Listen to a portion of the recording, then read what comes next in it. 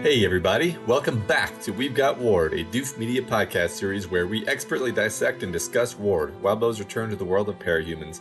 Scott, I'm dying to get this show started. Well, Matt, lucky for you, after our death break, the show is back to life, though not quite the same. Yeah, it's like something's missing.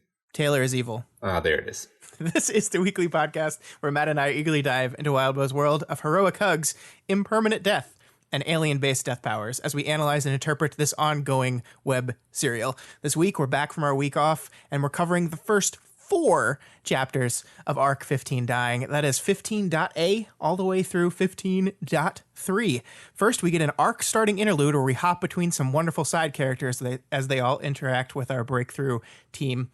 And then the attack on Teacher begins, and all that action you've been missing for the last 2 arcs, well, it's here with a vengeance. Matt, what did you think of these 4 chapters? Yeah, basically, like you just said, very interesting and unusual way to begin an arc, right? We start with an interlude, which almost never happens, and then we have almost like solid action for the first 3 chapters. With the setup is actually kind of interleaved in this non-standard way. So structure aside, obviously they're great chapters. It's great action. There's just tons of crazy power shit going on, which is always fun, of course, but there's also a lot of character stuff that is absolutely delicious to me. We're going to spend most of the time talking about the character stuff, actually, despite the fact that these are action-packed chapters. I think that there's a huge amount of character detail that's happening for us to talk about. I agree. And, I've always said and will always say that I like the character stuff more than the action stuff. That will always be true for me. But I was surprised at how much I enjoyed just the actual action here. Like just WildBow doing one of the things he's really good at, which is coming up with creative new capes and throwing those capes into a battle against each other and just seeing what they do. It's fun. It's fun. Not my favorite part of the book, but always enjoyable. Right. Yeah. I definitely felt a high degree of tension during some of these bits, which obviously is the goal. Yeah. All right. So let's start into it. We got chapter 15.A. So, getting into this week, we've seen 4 chapters, right? We can be a bit more firm about where exactly this arc is going, what we're being primed for by this first chapter.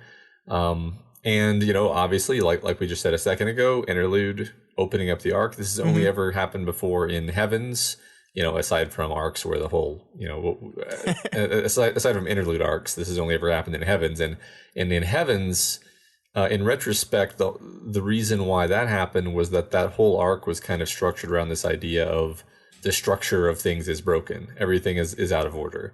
Yeah. So what does it mean here, right? Like it's not only is the interlude at the beginning, but the action is at the beginning. Usually the action is not at the beginning, right? So definitely a structurally unusual arc so far. Yeah, and I definitely don't think it's meaning the same thing here, right? I think it is absolutely something different. And I think we're far enough along into the book now, what are we, almost 1.5 million words, where I think it's safe to declare that the chapter interlude arc structure that WildBow used in Worm and in his other 2 stories as well is far less rigid in this story, right? He's experimented with different structural things, with how to do this thing. He's kind of played around with it a little bit, and yeah, here in the 4th book, we're seeing some more experimentation. I think if you look at this arc and if you say, okay, put this arc in Worm, the book that Worm was, with the structural rules that Worm followed, I think you probably would have seen this arc at the end or this chapter at the end of last arc. I think that would be something that would have happened, but it's not here. It's starting off the chapter, and you kind of like you can look at the events of this interlude chapter as kind of a coda on the whole Shin experience, right? a little bit. Like they're leaving. It's kind of showing how everyone's doing after it, but it's doing a whole lot more than that. And I think that's why it is placed here, not at the end of that last arc. Definitely. There's a lot of stuff in here that you can pull out and say, okay, this is specifically setting up this stuff that we see happening in the subsequent 3 chapters. Right. And it doesn't really connect all that well to what the theme of breaking was. Yeah, I mean, you're absolutely right. It connects literally because it's all our characters are now leaving the prison and they're meeting up with all their loved ones. But yeah, thematically, it is very different from everything we were covering that chapter. And I think so. If you're a writer, you look at that and say, okay, this is the events leading after. It's setting up the next arc. I don't normally do interludes there, but I really don't want this in the last arc. I really want this here. Yeah. And so why not? Why not do it? And I mean, and that's what I think happened here. And I think it means a lot. Like the very first thing I'm going to point out is that we started out with Crystal. And you know, when you just read this first chapter, you're like, okay, you start out with Crystal, fine, whatever.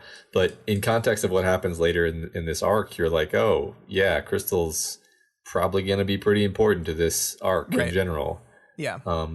Maybe even more important than Victoria is. We don't know yet, but it seems possible, right? Yeah. So yeah, we start out with Crystal, who is waiting along with assorted friends and family of our heroes for the prisoners to return to Gimel.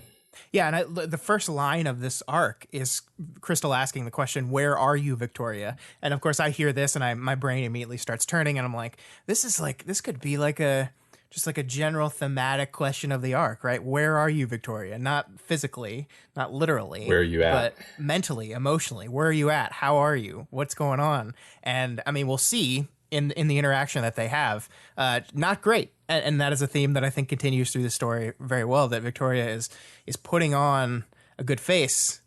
We see that face get put on, but is really kind of out of sorts through a lot of this action, really.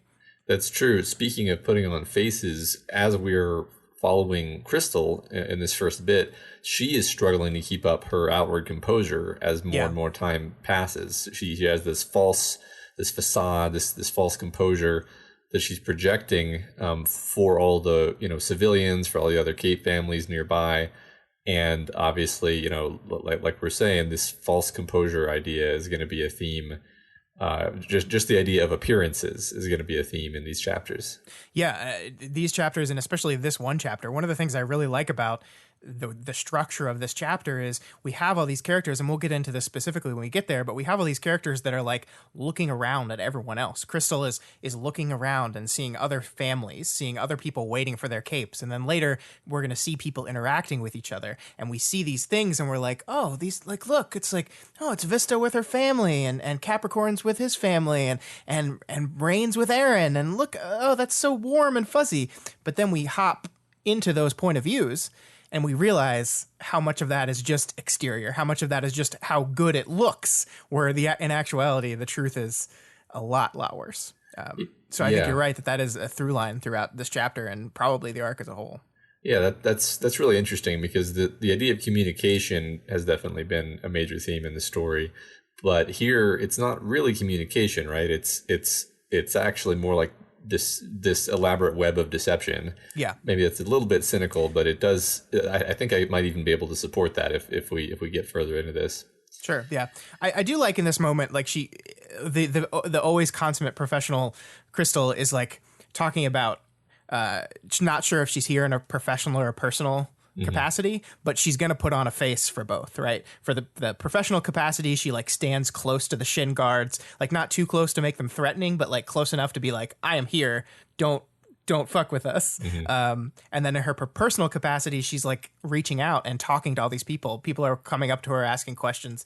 The Veras come up to her and ask her questions, and she's talking to people. And I just love that she both divides these personal and professional capacities, these things. She's nervous. She's a wreck. And we know generally that Crystal is not doing well just in general, right? Like we had to go way back at the beginning of the story, but the broken trigger really messed her up, or at least activated a portion of her that was already messed up. And we haven't seen much of her since then, but there's nothing in the story that indicates that she's doing great. And in fact, in this early part of the chapter, we show just by looking at someone else's family how much that kind of reacts in her and the loss of her family. So yeah, she's not doing great either.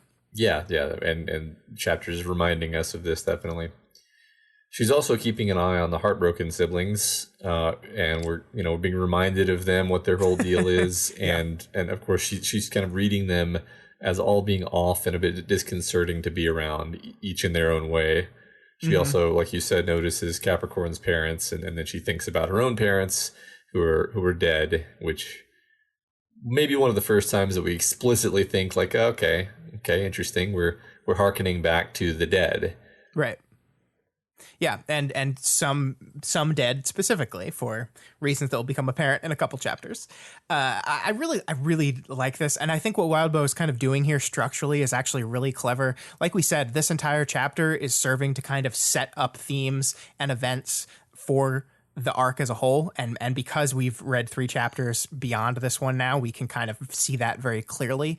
But I also think what this section of this chapter is doing is setting up the other sections of this chapter, because here she kind of scans through all the other people. She sees Aaron, she sees the Heartbroken, she sees the Veras, and she literally, in the order that they appear in this interlude, Crystal observes them. So she sees Aaron first, then she talks about the Heartbroken, then she talks about Mr. and Mrs. Vera, and I think the last one is Number Man, right? That's the only one that kind of breaks the mold for obvious reasons. But I think this is actually really clever, because this point of view hopping interlude is not something that happens very often in this book, right? It does happen. It has happened before, probably will happen again, but it's not very often. And I think having Crystal kind of lay out the structure of the interlude through her observations just like helps smooth the transition a little bit. Like, you're not as disoriented when we hop to Aaron in a moment.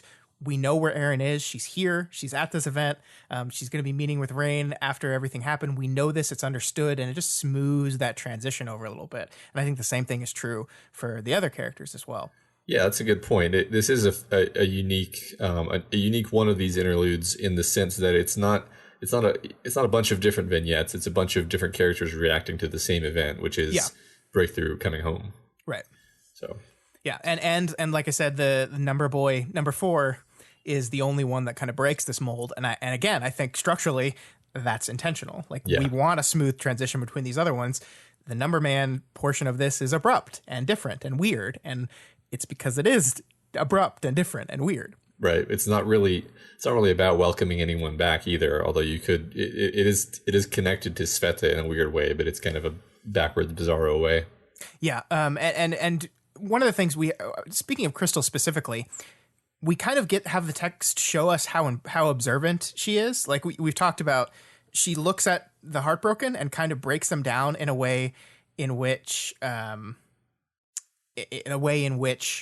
we like say like, oh yeah, she's right, because we know these characters, right? We the reader know these characters, and we have Crystal break them down in a way we're like, oh yeah, you're right. Like, that's a really good read on these characters. Same thing with Aaron. Like, she notices Aaron and sees Lachlan there, and she's like, ooh, Rain's not going to like that. That's, again, like, Crystal, this kind of side character who hasn't been in the book very much, is very observant and aware of what's going on with everyone else. And we'll see that with her knowledge of Vista's parents at the same time. So yeah, it's interesting to see how kind of tuned in she is to what's going on, right? Mm-hmm. We'll probably have an opportunity to talk about this later, but the story really has put Crystal in a very interesting position narratively. Like, she's been, throughout this whole story, she's been an important background character, not in an obtrusive way, but in a very constant background way, right? She was there in Valkyrie's interlude, talking to Valkyrie, which now we understand kind of maybe why that was set up there. Yeah. Yeah, that's a good point. Right. Like, she specifically said she was uncomfortable with Valkyrie's whole shit.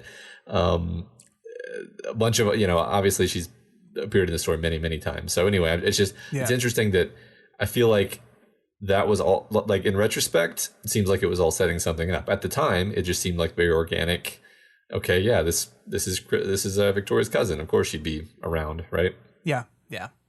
One more fun fact here before we move on.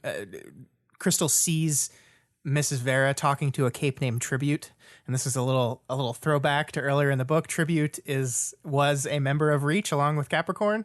He's also the guy in Glowworm that when Tristan logged into the chat server, he said "fuck me." So that's a little fun thing, and a little like if you remember those things, you see Mrs. Vera talking to him, you kind of get a little sneak preview for how Mrs. Vera thinks about her son. Yeah, that's really interesting, and you're gonna have to like cut a corner off of my knowing things card because I feel like I should have just picked that up instantly, right? It's not even an incredibly deep pull, but no, I totally missed who Tribute was. But yeah, it was a awesome. Long time ago, Matt. It's okay. It's so long ago. That's why we do the show. Yeah, it's true. that's why we do the show. We get to see Vista meet her shitty ass parents. Man, fuck these people. Holy shit. I know, right? I mean, like the thing about this is it's not like we knew Vista's parents were shitty. We've known this for a while, but I don't think the book has ever like broken it down at the level of detail it had done until this point. And yeah, Jesus. Right. Yeah. I went from like, oh yeah, that's unfortunate to like, oh my God. Yeah, it was great. Yeah. And like we've talked about parents so much throughout the story because so much of the story hinges on relationships with your family, relationships with your parents. And this is another example of a really fucked relationship that a cape has with their parents. And the thing that really struck me about this, and I might be reaching for this comparison, but these beats mirror Kenzie's a little bit. Like specifically like Crystal's watching as Vista meets her parents and she puts her hand out refusing a hug, right? She says, not while I'm in costume, because that's a lie. It's just easier to deal with things this way. And so we have Kenzie, who like is a person who denies herself hugs because she'll know it'll lead to bad things as part of her rules. Vista's denying herself hugs for a different reason, but a similar one, right? And that really jumped out at me. Yeah, I want to draw attention to the writing in this quote that you pulled out actually, because it says Crystal knew the line Vista was giving to her parents as she had put a hand out, refusing the hug, not while I'm in costume, because it was easier to go without. So it's cool because none of that is actually in quotes. It's this cool way of conveying the information where Crystal's watching from too far away to actually hear. So she's just kind of like dubbing her interpretation onto what's happening. But I really think we can just trust her interpretation here.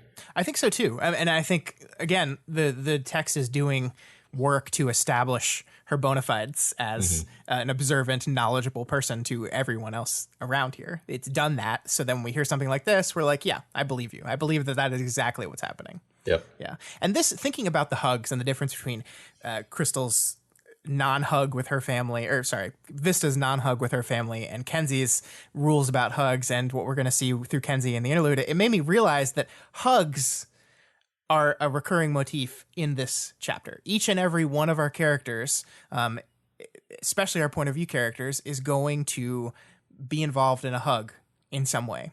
And it's a really clever device where you kind of see the issues manifested in the hug.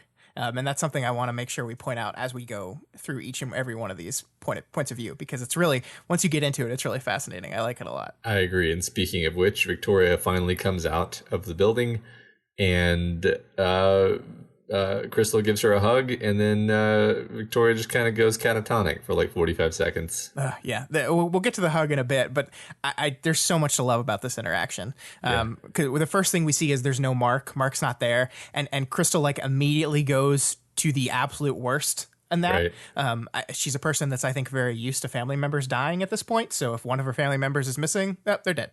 And she's like devastated. But we find out that he has to, or chose to, it's unclear, stay behind to watch over Amy. Carol says like a prisoner, but he'll be okay. Like, it's very up in the air.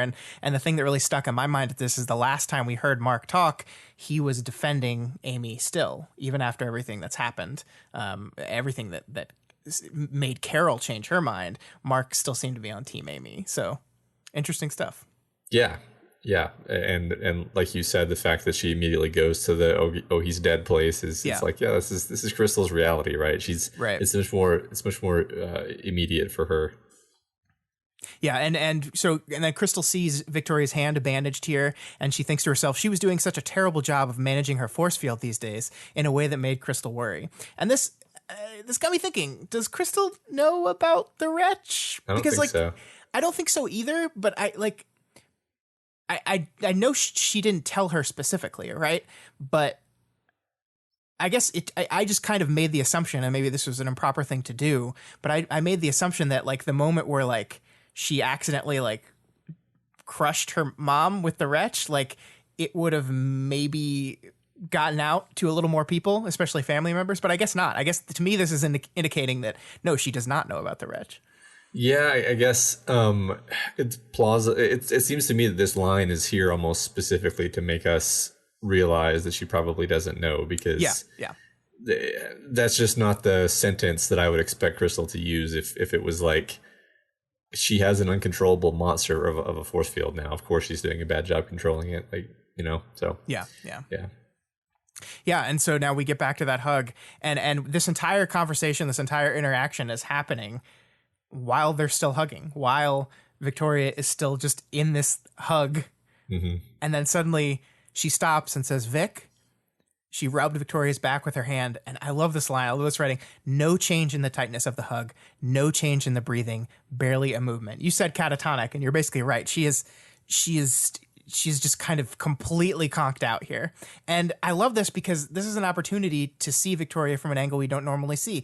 I don't think we ever would have gotten the full extent of this detail from Victoria's own point of view, right? Like, no. We needed to be in someone else's head to see this. It would have been she's like deep in Victoria rumination land. She takes the hug, and then like 17 paragraphs of rumination, and then like she disengages from the hug, and then she comports herself, and none of it wouldn't have been conveyed, like that the fact that Crystal is like staring at her and completely aware of how messed up she is. I mean, especially like I think sometimes Victoria feels like she zones out, but people don't like catch wise to it, right? Like she thinks like she thinks she's giving off that good face, and people aren't noticing, but no, not the people that know you, Victoria.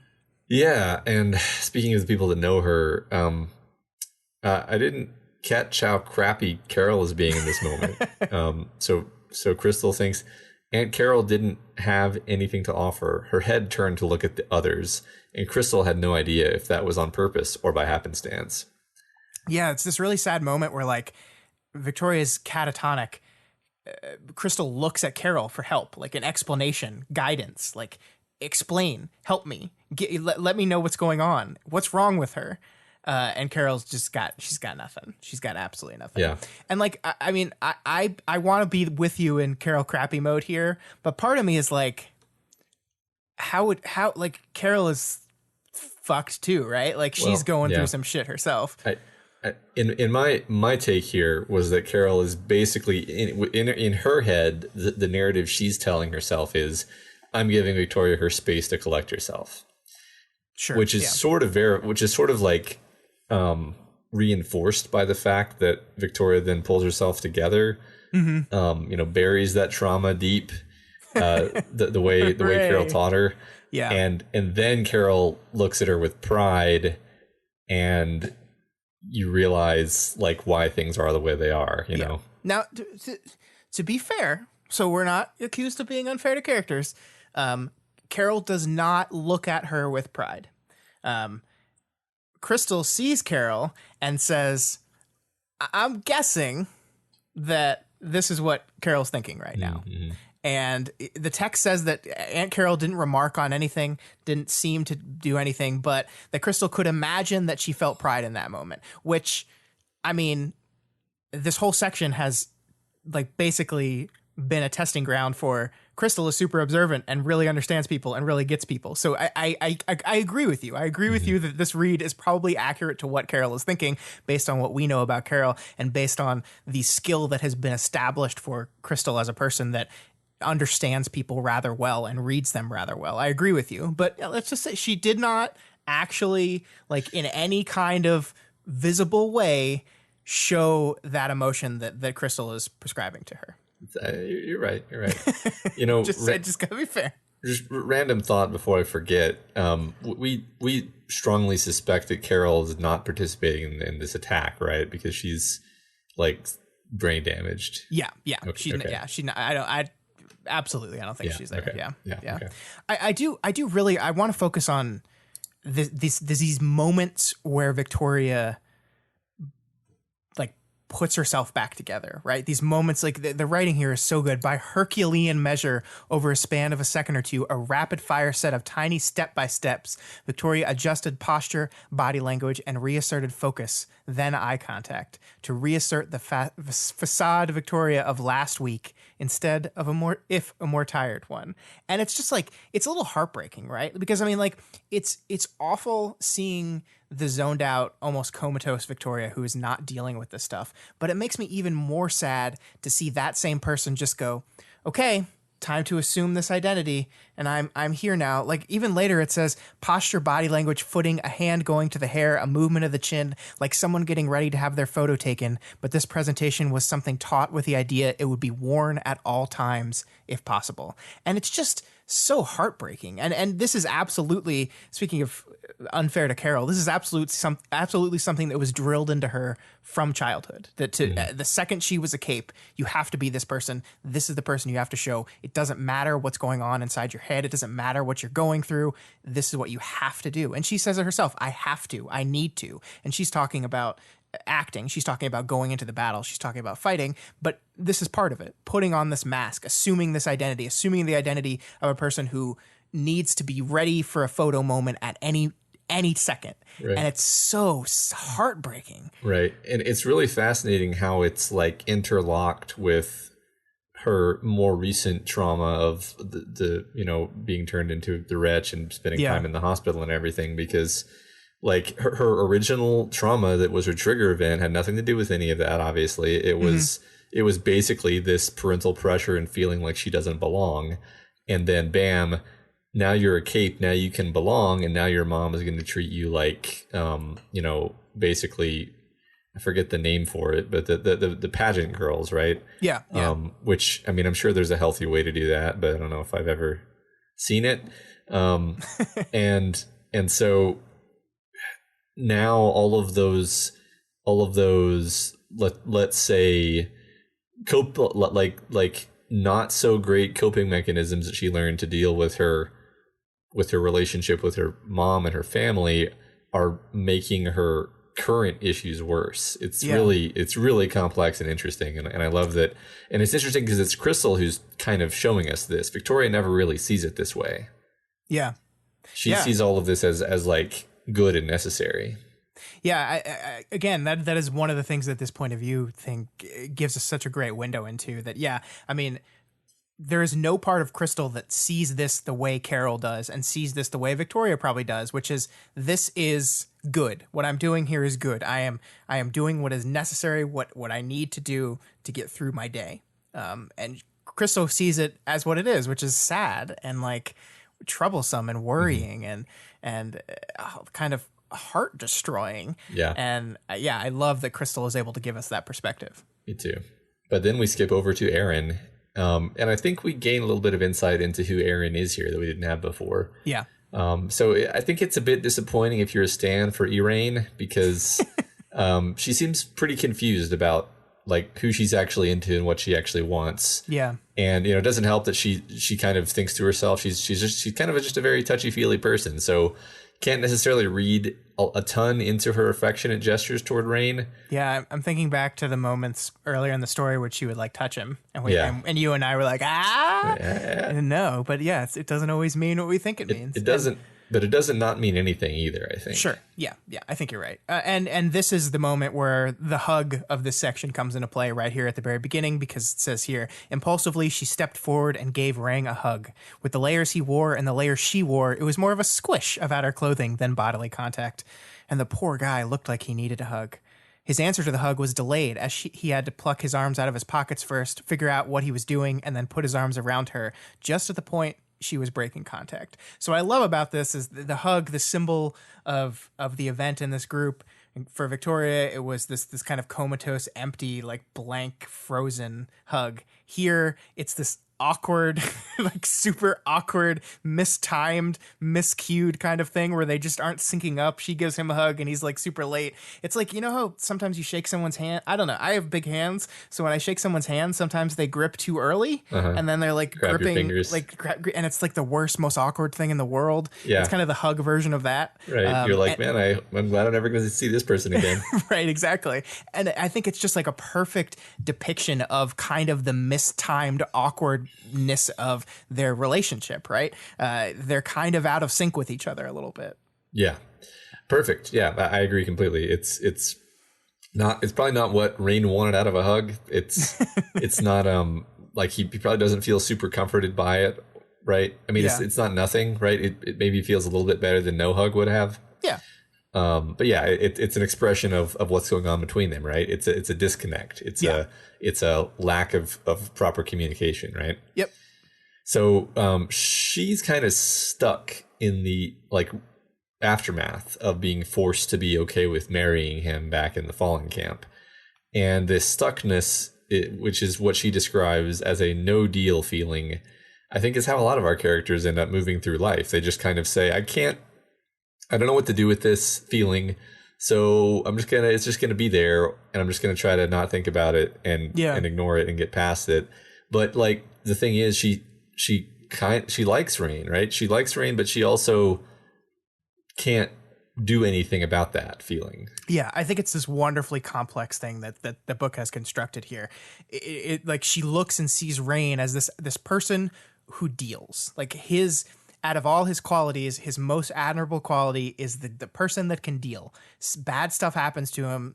He gets beat up. He gets brainwashed, and he deals with it. He approaches it. He does something about it. And she can't do that. That's what she says. Like she does not have an ability to do that. She does not deal. And I I love this idea of dealing and not dealing as like just kind of a new angle on these ideas of recovery and change we've been talking about throughout this whole book. It's just like a new way to look at it, right? Because dealing in Erin's definition of it is an active thing. It's a choice. It's active. You are going out there. She says that Rain is going out there and he's getting stuff done. He's doing things. He's fighting against bad people. He's trying to be better. He's actively making choices to do stuff. Whereas no dealing is completely passive. It's just it's static. Nothing is happening, and she's stuck there. And as you said, there's a lot of characters through this book that I think are no dealing. I think Amy is no dealing. I think Carol is no dealing. These are characters who are just kind of stuck, and they might not describe it that same way, but it's just a new perspective on this stuckness, this no change, this crispness of a lot of our characters. Yeah, I love it as kind of a little bit of a linguistic reframing, because like the way she says like he deals, it's a verb. It turns it into an active thing, and failing to do it is basically like, well, you're obviously not ever gonna. How would you ever get better? You're not dealing. It's just gonna sit there. What else would it do, right? Yeah, and I like it a lot because like if someone were to ask me how I'm doing with something, and if my response is I'm dealing, to me that's a passive response. To me, I'm just saying it's like. I'm just trying to deal with it, but Erin's definition of this seems to be a lot more active. It's not just kind of, just dealing with it. It's more than that. And I like that a lot. Yeah. Yeah. I mean, I don't know how deep to get into it, but like deals is one of those words that's kind of a colloquialism, right? It just kind of means like, yeah, I'm sorting it out, right? It's kind of it's kind of one of those vague words where you don't even really think about what it means. Right. But like it literally means like you're coming to grips with and finding a new accommodation with a thing, right? Like the word deal means a mutual accommodation, right? Like you have this new issue in your life. You have to find a new accommodation with it. You have to find a deal with it, right? I know I'm kind of overinterpreting here, but I think that there's something to it maybe. Yeah, it's like when Howie Mandel offers you like a suitcase full of money, and you got to say deal or no deal. Yeah, exactly. That's exactly what I meant when I said all that stuff just now. So there's another level to what's going on with the Rain Erin stuff, which is that I think the text is pretty explicit that this is the case. I think that she does stuff like bringing Lachlan along in order to get a reaction out of Rain, to prompt him to make some kind of move. And then maybe something could happen, and she kind of wants something to happen, but she's not going to make the move. She's still stuck. Yeah, I agree with that. I think, I don't think the E-Rain coffin has its final nail in it, but yet, because I agree with you. I think there is on a level that she can't deal with. Aaron does like him in some way, and she just has no idea what to do with that. So just like her no dealing is very passive, she's kind of like passively teeing up the chance for him to do something about it, right? Like, look, he's here, do something. Like, yeah. I want to make you jealous and see what you do. I think she specifically says, like, she looks at him and she says, to his credit, he makes no visible like sign of jealousy or shock that or annoyance that he's here, but she kind of wants him to. Right. She kind of she's kind of poking and prodding at him, and she feels a little bad about that. I think she says it's kind of shitty that I'm doing this, but she doesn't know what else to do. She's just completely stuck.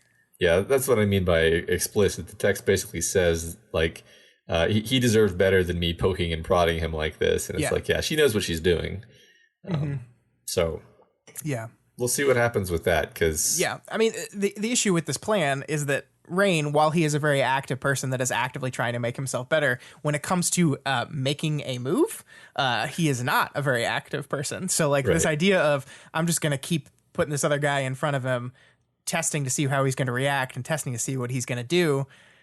Rain's not the type of guy that's just going to like go for it, right? No, because his reaction is going to be, well, I guess she doesn't like me. To Lachlan, and I'm using my Eeyore voice. Yeah. But yeah. There's this moment though where Rain is telling her to be careful around the heartbroken, and Aaron's response is, "Chastity has my back." And Rain's just like, yeah, she's a good one. And you're just thinking back to that beautiful conversation earlier in the story. I love it so much. Oh my God. Yeah, that's so good. I like that the book has the confidence to just drop this in here. And it doesn't, like, we're in Aaron's point of view, so we can't possibly have a reminder of the earlier scene, right? But it trusts that we remember that scene for this to kind of land the way that it does. Absolutely. Yeah, that's fantastic. So it is cool to see that Lachlan is actually dealing, though. Yeah. It's really great. Like, he's this guy who his instinct tells him to hate Rain and to be this guy he was programmed to be, but he's actively working past the instinct. He's actively thinking past it a little bit. Under Aaron's definition, that is absolutely dealing. It's hard and his feelings are confused, but he's doing something about it, or she is not doing anything about it. Right. Or unable to do something. I love the way it's written, where it's like he takes just a fraction of a second too long to respond, and then he nods just a few times too many after he does respond. It's like, yeah, but that's how you kind of rewire that pathway, right? That's absolutely positive. Yeah. So, I mean, here's the question I have for you exiting this Aaron section, which I really liked. Do you think she's being a little manipulative? Because there's a scene at the very end of this part where the guys start talking shop, right? And they're seeing how they can help each other do some stuff, and she goes, "Good boys." And I don't know, like, that has a very dog connotation to me, and maybe that's just me as a pet owner reading into that. I don't know, but like, there's very much like they're both trying really hard, and I appreciate that. And it's like, they're trying very hard, I appreciate them trying. Me, can't try, not trying, don't know how to do it, can't do it. But my boys are trying very hard. I don't know, it's just like part of that, and I might be reading too much into that, but part of that rubbed me the wrong way. I mean, it's a tad condescending as a word choice. I definitely left this little bit with a different kind of impression in my head of who Aaron is, maybe slightly more critical, but I'm not about to say like she's some horrible manipulative monster. Like, no, I would never call her that either. No. I think she's doing things that everyone kind of does in their lives, right? Yeah, sure. So, I'm. Let's just say I still kind of am a stan for Elaine. I'm not going to sit here and say that in my life I have never like said something to someone I liked about someone else to see how they reacted to it. Like, I definitely did that. Yeah. Not necessarily going to endorse it either, but no, I don't think it's a particularly good thing to do, but it's a very understandable human thing to do. All things considered, on the scope of shit that happens in this story, pretty harmless. Okay, let's just move on. We have to talk about this for 20 more minutes because it's the worst thing that's happened in this book. Right. It's relatable, I think, is why we're talking about it. Yeah. So next is Chastity.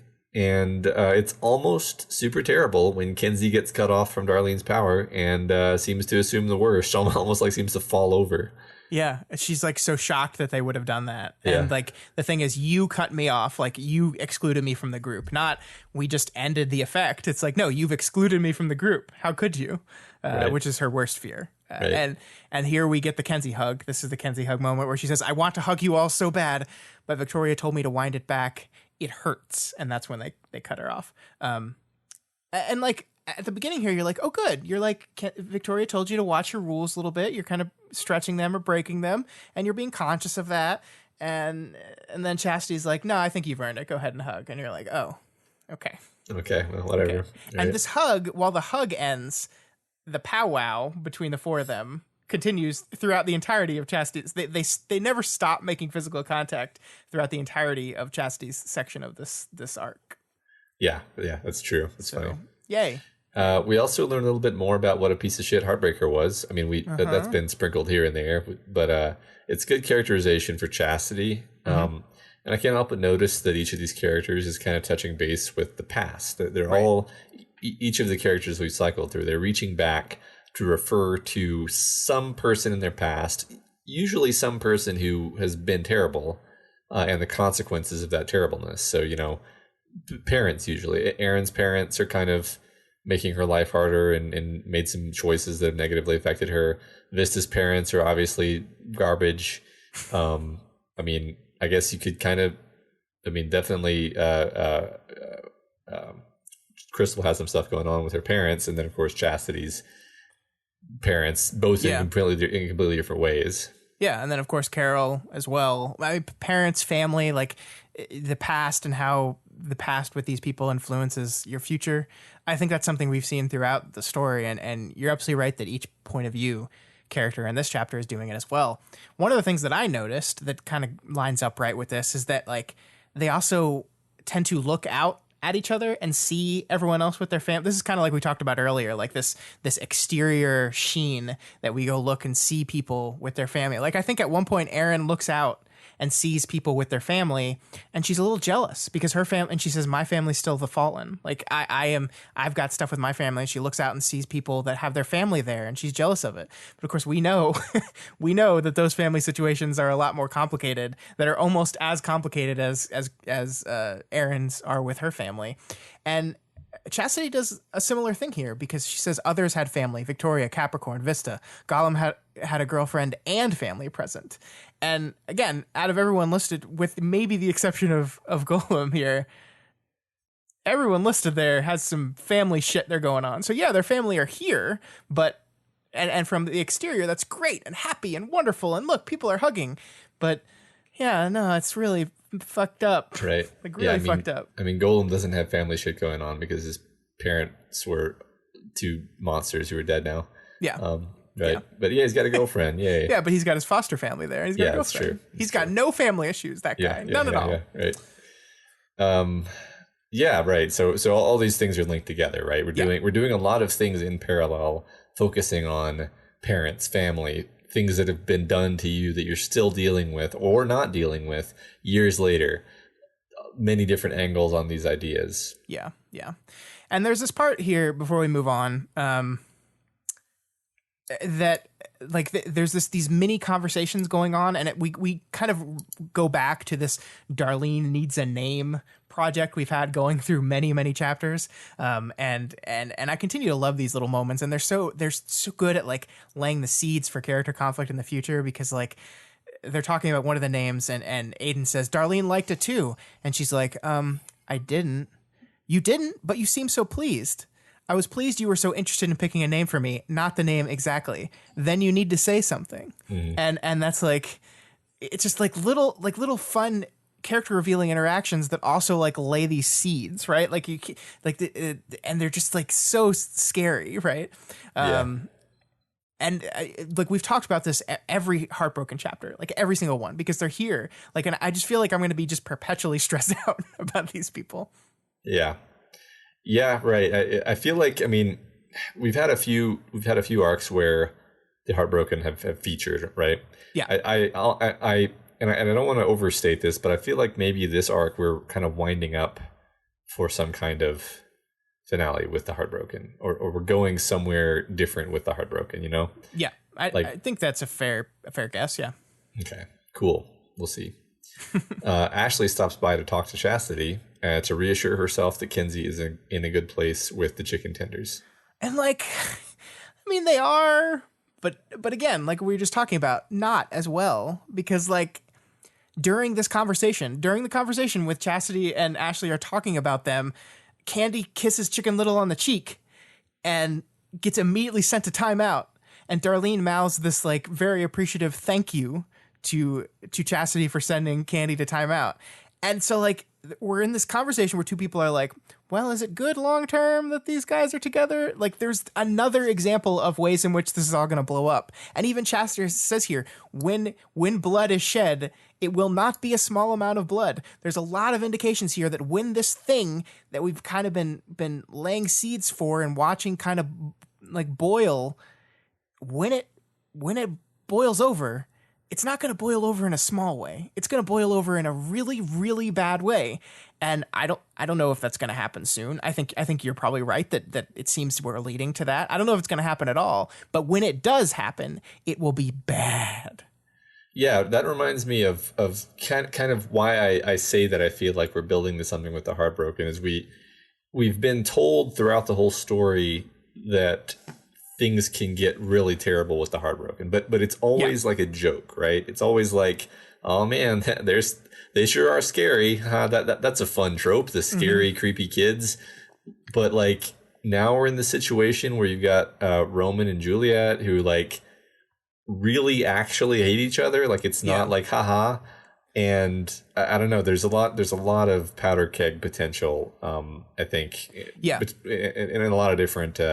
Not only I guess among the Heartbroken, and then kind of like in a separate circle off to the side amongst the chicken tenders in a different way. Yeah, I mean, like it's so terrifying, and like I think you're right that we'll get to the Roman and Juliet stuff that starts in that same way, right? I think at the beginning of it's played off as a joke, and then we see how serious that joke. Oh wait, no, there's real animosity and actual stakes and consequences of this whole thing, and it's terrifying. Yeah, and I mean, like, there's so like the love triangle that is Darlene, Chicken Little, and Kenzie. Like keeps me up at night. It is terrifying. Like there's so many different ways this can go wrong. Like, and it could go wrong in ways that trigger each and every one of these characters' absolute worst tendencies. And I'm so scared. Yeah. Yep. And just to kind of put a cap on that, I just love this writing. I just couldn't help but smile. A person could have been drawn and quartered 10 feet from the huddle, and it might not have distracted them from their conversation. Yeah, it's very good detail work, very, very evocative imagery. And just the fact that it's like this is Chastity's mind. This is the kind of thing she thinks about. Absolutely. This is probably not analogy is not the right word. This is not imagery that Victoria would have used. Yeah. And to throw a cap on our I'm terrified about the chicken nuggets, this section ends with Kenzie being told she doesn't get to come on the next mission because they got to keep her safe, and she's still going to get to help out, but she doesn't get to come. And it ends with her agreeing with a smile. Yeah. And you're just like, Jesus. Right. Yep. Next up, Ray Vera. And this is so good. This is like, I don't know, like emotionally speaking, I think this is my favorite part. Although all these little snippets are great. So Byron is the one who interacts with his parents because his mom doesn't really want to talk to Tristan at all, which is way sad. Yeah. So this is the first section that I felt like I could have talked about every single line in it, and I had to stop myself and just move on because we would have been here all night. But I agree with you.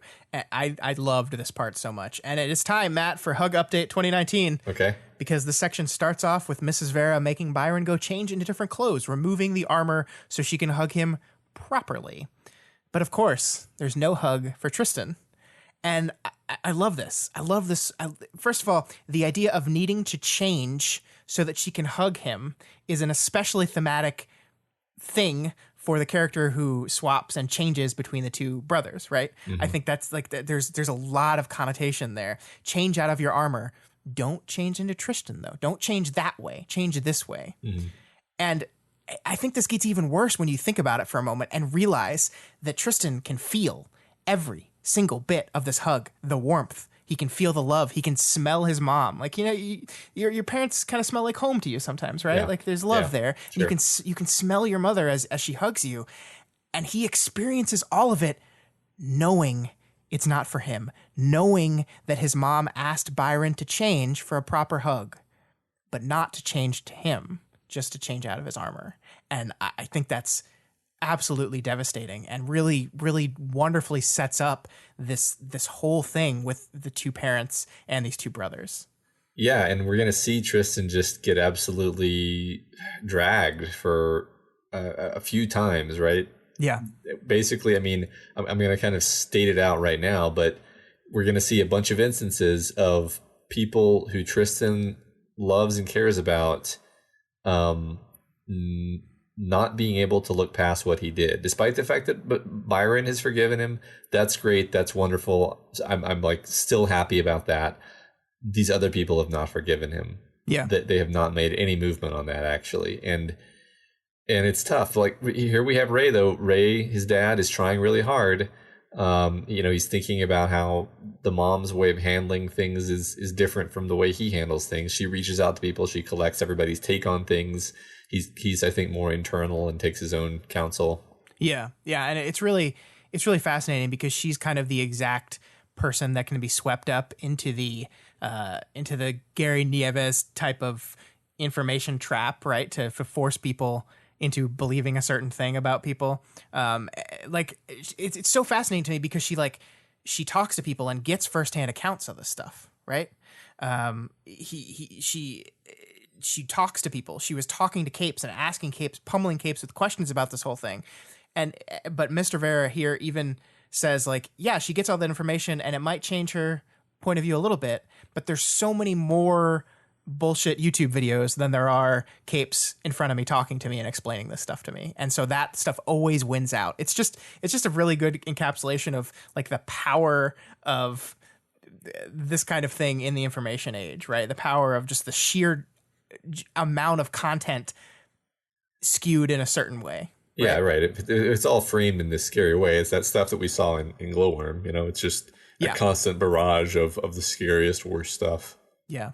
And there's these two lines that I think express the entire Vera parents interaction, right? When Anita says, "It is scary, parahumans." And Ray's response is, "Our son, Anita, our sons." And I love this because, of course, like that's Anita's whole thing is like her kid's a parahuman, but she's still terrified of parahumans. Ray is trying to guide her, trying to lead her. But he's not perfect too, because he says our son first, right? And then he almost corrects himself. Our sons. No, it's not. It's both of them. Sorry. Yeah, right. And there's little moments like that, little things that like he's not outright antagonistic towards Tristan because he is trying very hard, but he's still mad. He's still angry at what his son did, and he's just trying in a different kind of way. Yeah, right. He doesn't understand it, right? But he's trying to reach out anyway. Yeah. I think my take on him is that he just believes that if they open their arms to him, then everything can be made right ultimately. Yeah. That doesn't mean that he's like forgiven him in his heart, right? But what he says is like, Byron's forgiven you, that's enough for me. Yeah. That doesn't mean he's forgiven him, but I think it means I'm going to open my arms even if I haven't forgiven you, and I have faith that things will work out. Yeah, he doesn't even say that's enough for me. I think the language is really specific here. Like he says, Byron says he forgives you. I can manage it. Oh yeah, right. Okay, yeah. So it's not I've forgiven you. Mm-hmm. It's if Byron was able to get a place where he can forgive you, I can do it. I haven't done it yet. I can do it. I can get there. And there's this moment here when we're talking about Anita and kind of the way she gets swept up into the bullshit, where he says to himself like, it momentarily makes me wish that Tristan could join this conversation. because he is the type of person, unlike Byron, who is much more passive in certain ways. Tristan is the guy who's brazen enough to challenge her on her bullshit. He's the guy that's going to be like, no, that's wrong. You're wrong about this, and here's why. Byron is not that type of person. That's just not who he is. And Ray says, well, it'd be really great if he was here because he's much better at this than I am, and he could do it. But I just love the word momentarily there, right? Like, so for a brief moment, Ray wished that Tristan could be here too, but just for a brief moment, like he is still angry, like that. He is still mad about it. And I love these little bits of his point of view betray these things about him that I don't think he ever comes right out and says in his internal narrative, I am mad at my son. He kind of circles around it, because he doesn't want to be that way. He wants it to be better, but he's struggling. Mm-hmm. Yeah. So yeah, like you said, he's finally kind of guides Tristan. Well, first he says he wants some time alone with his son, right? This is great writing, because Anita says, "I'll be at the car nursing a grudge." I don't know. I just love that, and I can hear that in her voice in my head. Yeah. So then he asks for them to change out so he can talk to Tristan, and he tells him he would be open to talk if Tristan wants to, and he's trying to be open and to reconcile. And this is maybe my favorite bit. We talked about this earlier. Byron hadn't been wearing a jacket, and Tristan wasn't either, but Tristan seemed to immediately feel the cold. More pronounced by the cold was his reaction to seeing Ray. He looked away. Yeah, I love that. Byron is comfortable in this situation. He's content. He's okay. He can do it. We immediately switch to Tristan, and he's immediately uncomfortable. It's such a perfect way of bringing the elements and bringing the difference in how they can handle the cold into their characterization. I love it. I love it so much. It's using this idea of Byron's a little bit cold resistant, to be like, everything's just stacked against Tristan right now. Everything is just kicking him in the teeth, and he's just having to take it, right? Just having to trudge on. One of the things we didn't talk about is Mrs. Vera is almost being overbearing. Mm-hmm. To Byron, she's like, you have to call me. You didn't call me every day. When you went to the planet, when you went on this mission, you didn't call me. I didn't hear from you. I had to hear from someone else. And it's like, you have to call me twice a day for 2 months. And it's this kind of this crazy overbearing need to connect here. And every one of these moments you're thinking about Tristan in the background, right? Where it's she's like, it's so important to me that I talk to you, Byron, every day, but I have not talked to Tristan in years. I don't know. Yeah. And it I think that even makes it worse for Tristan, right? Because he's sitting there listening to all this, listening to how much she's demanding from her son, but not both their sons. Right. I mean, this sucks, right? You just reminded me, right? Because all the bad stuff happened a little bit before Gold Morning, mm-hmm. and it's been 2 years since Gold Morning. So his mom hasn't talked to him for 2 years. Yeah, it's terrible. That's rough. Yeah, that's horrible. Especially, I mean, maybe I'm wrong, but wasn't Tristan really close to his parents before this whole thing happened? I think he was. Yeah, he was. Yeah. I mean, I think he was the favored son, honestly. And Byron, they were just kind of Byron, I didn't know you liked ice cream. Yeah. Actual quote. Oh yeah, I forgot about that. Yeah. And there's this moment where Ray says to Byron, I forget the exact words, but he says I have never been more proud of you, is something to that effect. And again, that's wonderful and great. And it makes me so happy to see Ray finally treat his son with respect and love. But the other kid is sitting there listening to all this. Yeah. Right. And he gets none of that. And it's not to say Ray's not trying, because you're right. This whole conversation, he asked to see him. He asked to talk to him. He is trying.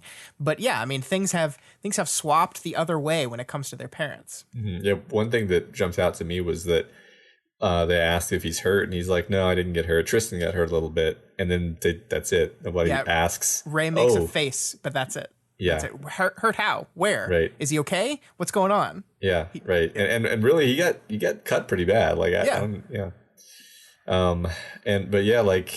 Ray's kind of extending this olive branch, and Tristan says she might say she doesn't want to see me. And Ray replies, she might. 20 years with her, and I don't know for sure myself. But you got yourself into this. Having to brave this is the price you pay. Just know you don't need to wonder with me. Byron says he forgives you. I can manage it. And yeah, that's beautiful. It's been so dusty for this last month. It is really beautiful. Like it's beautiful, and it's harsh but true, right? Mm-hmm. You got yourself into this, having to brave this is the price you pay. That's true. You did a terrible, awful thing, Tristan. You did a bad thing, and there are consequences to that bad thing, and you have to be the one to try, right? Like, yes, your parents should be the ones that love you unconditionally and reach out to you, and you should not have to work this hard to re-engage with your mother, but people are people, right? And you are the one that caused that break. So you might need to be the one that takes the risk to repair it. And the risk is getting hurt. The risk is her refusing you and it breaking your heart. And yeah, but if you want to repair that relationship, you might have to be the one to do it. It's this whole new angle on things that when you do something like what he did, you don't just have to, make amends with the person who you wronged. You have to make amends with pretty much everybody in your life, like on a one-on-one basis. And they're all going to have kind of different sticking points. Like it's almost weird and backwards, although it does kind of make a certain amount of sense that Byron would forgive him before, basically his victim would forgive him before his parents. I think that actually does make sense. Like that actually seems realistic. Although, if you step back from it, it seems a bit surprising. But I think that is how it is. There was a thing. This is, I guess, kind of related. This is a personal anecdote, but when I was in relationships with people, I used to whine to my friends about my girlfriend a lot. Mm-hmm. If she did something that pissed me off or we were in a fight or something, I would go to my friend and I would bitch about it. I would be upset and mad and want to rant about it and vent about it. And what I realized was when I did that, so we would fight, I would complain to my friend about it. I would make up with my girlfriend. We would make up and be okay. But my friend wasn't party to the makeup part, right? Like he wasn't party to the steps that were done to reconcile. And so he was still pissed off because I just came to him with this shitty thing that my girlfriend did, and now he's still mad at them. And I think that's exactly what's happening here. Is like one person did a terrible bad thing to the other. They worked at it amongst themselves to reconcile, but nobody else got to see that. Nobody else was party to that kind of reconciliation, and so they're not there yet. And it's a very different kind of thing, and it's a lot harder, I think, for some of those people. Yeah, there's just less. I mean, Byron and Tristan kind of were forced to, Yeah. Yeah, it's really, really, really interesting. I like this. Like I said, the Mr. Vera part of the chapter is my favorite. I love it. I love it so much. And I love that as they walk away, the two brothers are rapidly switching back and forth, talking to each other. And I don't know if I'm reading it right, but I always, whenever they do that, I read that as like, oh, good, they're communicating. Yeah. I mean, whether for good or bad, they are communicating. Like I'm sure Byron, knowing Byron, who I think is a good guy. He's a really good guy. I think he's probably trying to help his brother out a little bit, make his brother feel a little bit better, because Tristan's going to be down in the dumps. Yeah, he's probably giving him a bit of a pick me up talk. Yeah, I agree. Yeah. I never, like, if you had told me at the beginning of the story that the Capricorn brothers would be like fighting for pole position in my favorite characters list, I don't think I would have agreed to that. But I really love them. I really do. Well, they've shown so many more facets, I think, than were evident at the beginning, and which is fine, right? That's how stories work. Indeed. But yeah, they're great. All right, then we switch to number 4, Edgelord Supreme. For those who are slightly less of a weeb than average, the kanji for she means both 4 and death, which is why he's written that character 4,444 times. Yeah. So number 4 is probably the edgiest of his cohort. Yeah, that's not at all ominous, right? The arc title name is Dying, and we have a number boy writing out death over and over and over again. Not at all. Death times 11 times it's 10,000. It's terrifying. And so we talked about this a little bit, but this portion of the interlude like breaks form with a lot of the other things. Like there's no hug here. We have no hug to talk about. I'm sorry, Matt. Hug watch is over for this chapter. Yep. He wasn't one of the people that Crystal observed. This takes place somewhere else, right? Every other section of the chapter took place in the same area about the same time. This, we're in a different location now. This is the meeting prepping. And I mean, I like it because like I think that was that, and there's a lot of specific setup for the event, the specific events. Like a lot of those earlier arcs were establishing emotional beats. This is establishing a lot of the literal beats. And to not say there's no emotional beats here, right? This is the Sveta one, right? The one rule that this keeps track of is it's a character observing and interacting with one of our main characters. In this case, it's Sveta, but it's a little bit different, and I like the difference. Yeah. This just popped in my head, just the memory of the glowworm chapter when Sveta comes into the chat room and gives a little hugs, or it just says hugs, and then Kinsey says dies, which is hilarious, but also in context of the arc title is, I don't know if that means anything. Probably not. It's also funny because when Sveta hugs people with her tentacles, they die. That's right. That's right.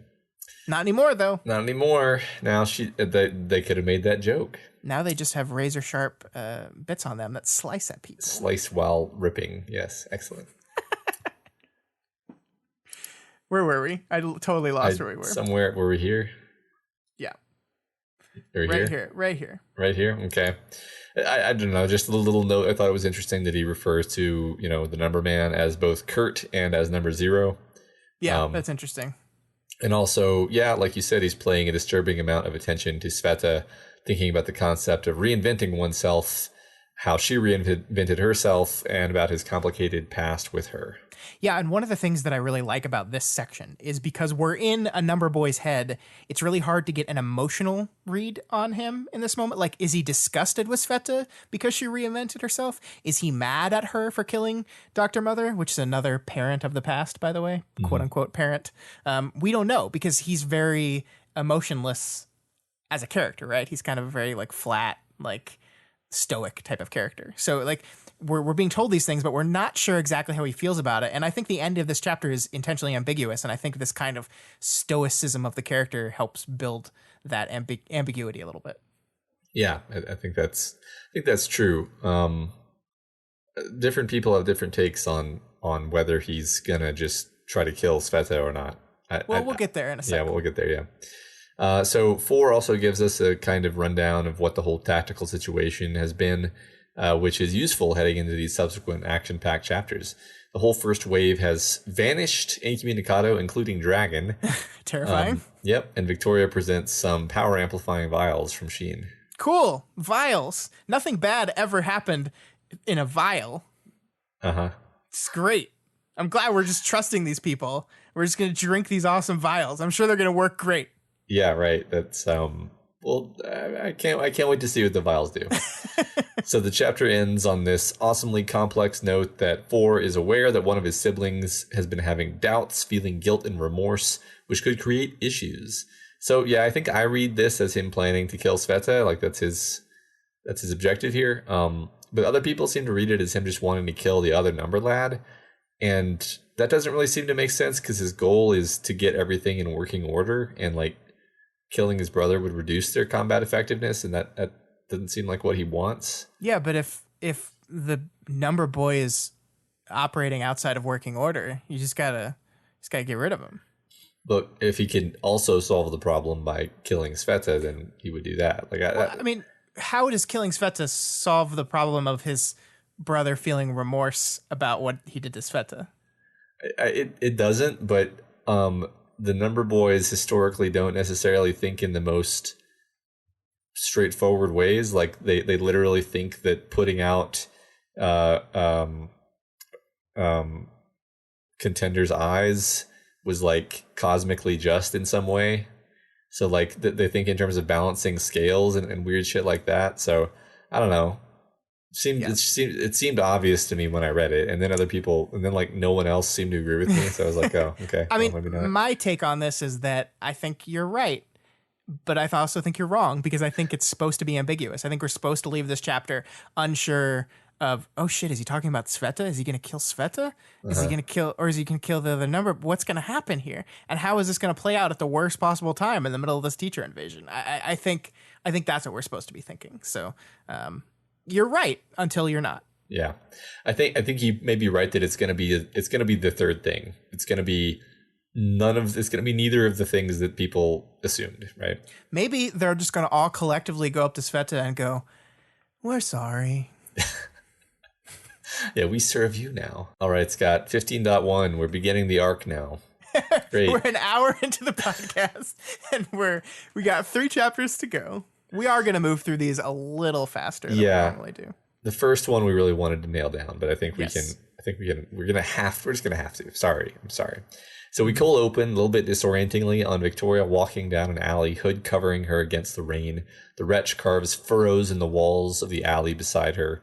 When the thralls notice her, the team commences their ambush on one of the entrances to Teacher's base. I think the opening of this chapter is like really badass. Like this is technically the opening of the arc Sans interlude, right? And you have Victoria walking down this alley. It's raining and the rain is soaking through her clothes and her hood. And then suddenly, as she sees the bad guys, the rain stopped hitting my shoulders and hood as I saw them. And it doesn't say as I brought the wretch up. It's just like we know that's what happened, right? Like she sees them, she brings the wretch up, and the rain stops hitting them. And then, yeah, you're right. She's dragging it along the alleyway. It's like ripping up the sides of the alley. And it's like, oh, yeah, fuck yeah, this is badass. She's going to kick all these people's asses. And then you remember like the Victoria of last chapter who put on this persona and is doing this. And you're just like, oh, I'm so sad again. Right. I was like, momentarily, I'm like, fuck yeah, badass. Oh, yeah, because we always have to remember that the wretch is a physical manifestation of an invisible trauma reaching out and clawing at and destroying her surroundings while she appears to be fine. That it's the best metaphor ever for trauma that has not been dealt with. Yeah. So yeah, Thrall tries to punch her and she brings the force field up the block, but Waste helps her out by using the force field to bite the guy's hand with impervious force field teeth. Yeah, I'm not going to lie. Sometimes in my mind's eye, my stupid brain, like sees the wretch as kind of this, like, just kind of amorphous blob with like, it has a couple limbs, but it's mostly just this blob. And I like forget the details of like, no, there are like multiple legs and heads and pieces hanging off this thing. And then you have moments like this where you're like, oh yeah. And like, I love how this is done too, because when the wretch face bites down, we see it's a teeth bared, like open mouth, kind of in like a teeth bared grimace, and that grimace is she only sees it because it's covered in the blood from the bite. So like she's seeing this like bloody face with an open mouth and like teeth, and like it doesn't specifically say it's like angry, but I imagine it like looks angry, and it's just like it's horrifying. Like it just, and you're just like, oh yeah, Jesus, like I forget about, I just called this stuff badass, and look at this now. Yeah, Jesus. I mean, it's definitely awesome. I also kind of visualize it like snarling, even though all she says is mouth open, teeth bared. Yeah. Like, I don't know how you make that face without appearing angry, honestly. Yeah. So then the Thralls put up a pretty stiff fight, setting the tone essentially for how this fighting is going to go for the rest of this arc, basically. They don't surrender unless they're completely taken out, more or less. We realized partway through the fight that there are heartbroken elements present here as well. So, we got another team up arc. Yep. We've got Juliet and Roman, the two who hate each other. Yeah. We've got Imp keeping the peace between them. And bringing up the rear are Citrine's newly made cauldron capes. Do we still use that word? I think we should call them beaker buddies. Yeah, I mean, Victoria calls them Mortari capes, but like, we're not going to use that word. Beaker buddies. Beaker buddies. Beaker buddies. One thing I really like, just like kind of the very early parts of this and even into some of next chapter, like how amazing these guys are being in their working together, right? Like there's this like everyone just kind of drops into location. Like even Rain's kicking ass. Everyone's just like perfectly timed, and they're just taking on all these guys. And it's really smart, I think, and clever, because like in the back of your head, you still have this knowledge that, hey, all the strongest dudes went against these people, and we don't know where they are anymore. Dragon's gone. And so they're marching up. They're marching up to this place, and they're kicking ass. And so you're like, okay, but you're like comfortable, but you don't want to be comfortable, because you know it's going to get worse. You know something bad has to be, the further they go in, something bad has to be there. But man, they're just like kicking ass and taking names, and you're like, yeah.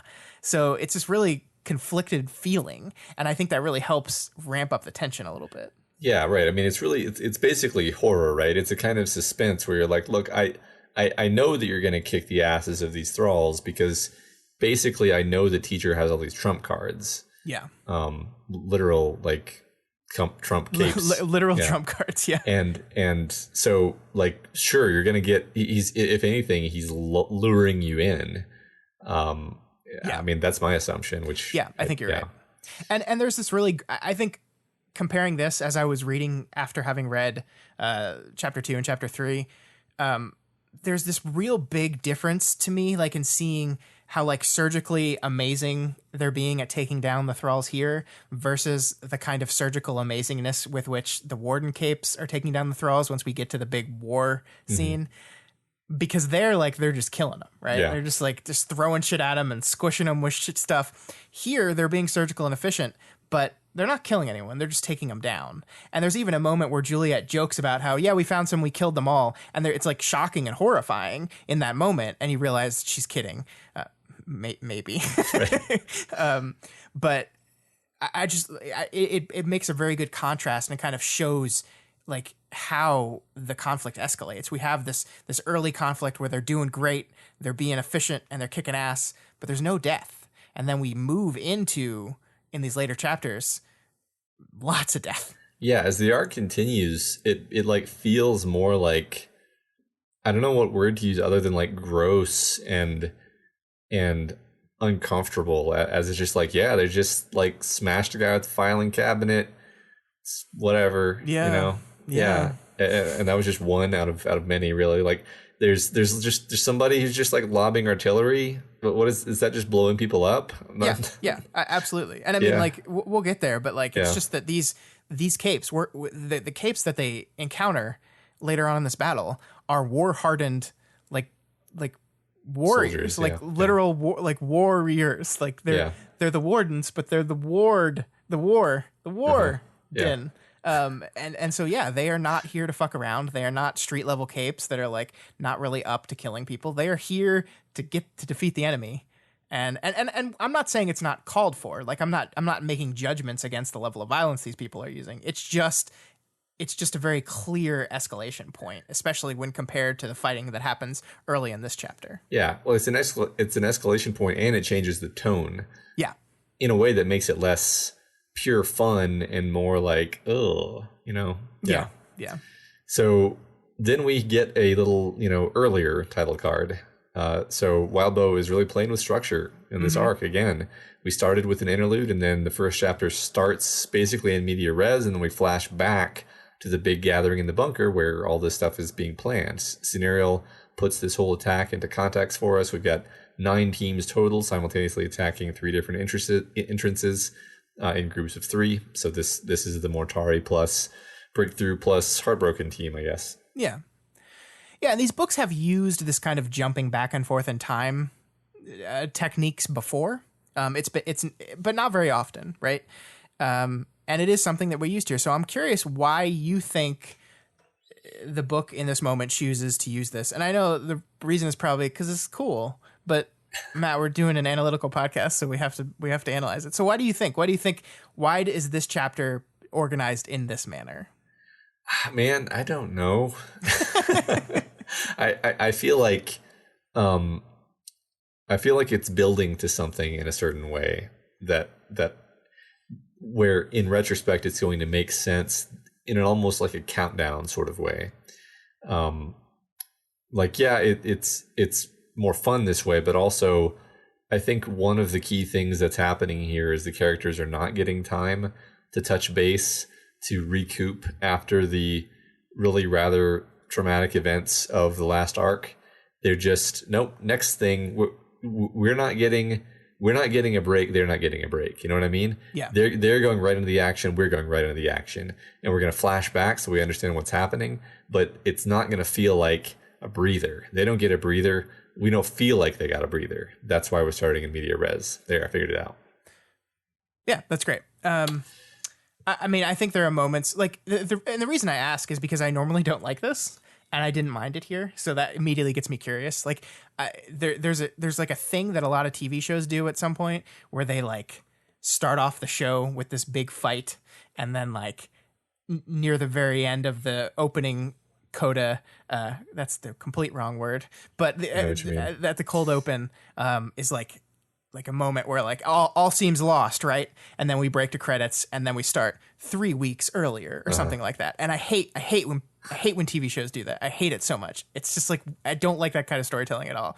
And I don't mind it here. And I think it's because it's not that exact same thing, right? It's jumping back and forth. I do think there is something to be said for starting with the action. Like I think the reason why people do that is because action's exciting, and we start with this action. We start with this great moment where Victoria walks down this alleyway, and they just like she's at first it seems like she's alone down the alleyway, and then everyone else jumps out and like appears as they take everyone down. And I don't think that scene would have worked as well if you had done the planning part first, right? If like you knew that she was with this group and she was with this vanguard of 3 different teams coming together, that moment wouldn't have worked as well. And there's little moments throughout the story. I think the love lost being their moment is a real shocking thing that again would not have worked if you'd done it in chronological order rather than jump back and forth. So yeah, there's these little moments that I think the book takes full advantage of the structure that makes me appreciate it. Yeah, I think that's absolutely true that it uses that to its advantage. And also this isn't really the same as the like completely chaotic fight where you're like, what, how did we get into this situation? Right. Yeah. This is not really that, because we're like, oh yeah, this is probably the attack on teachers' headquarters. Like you don't even need the flashback. Actually, you don't actually need it. It helps. I appreciate it. It gives us a little bit more context for what's happening. Yeah.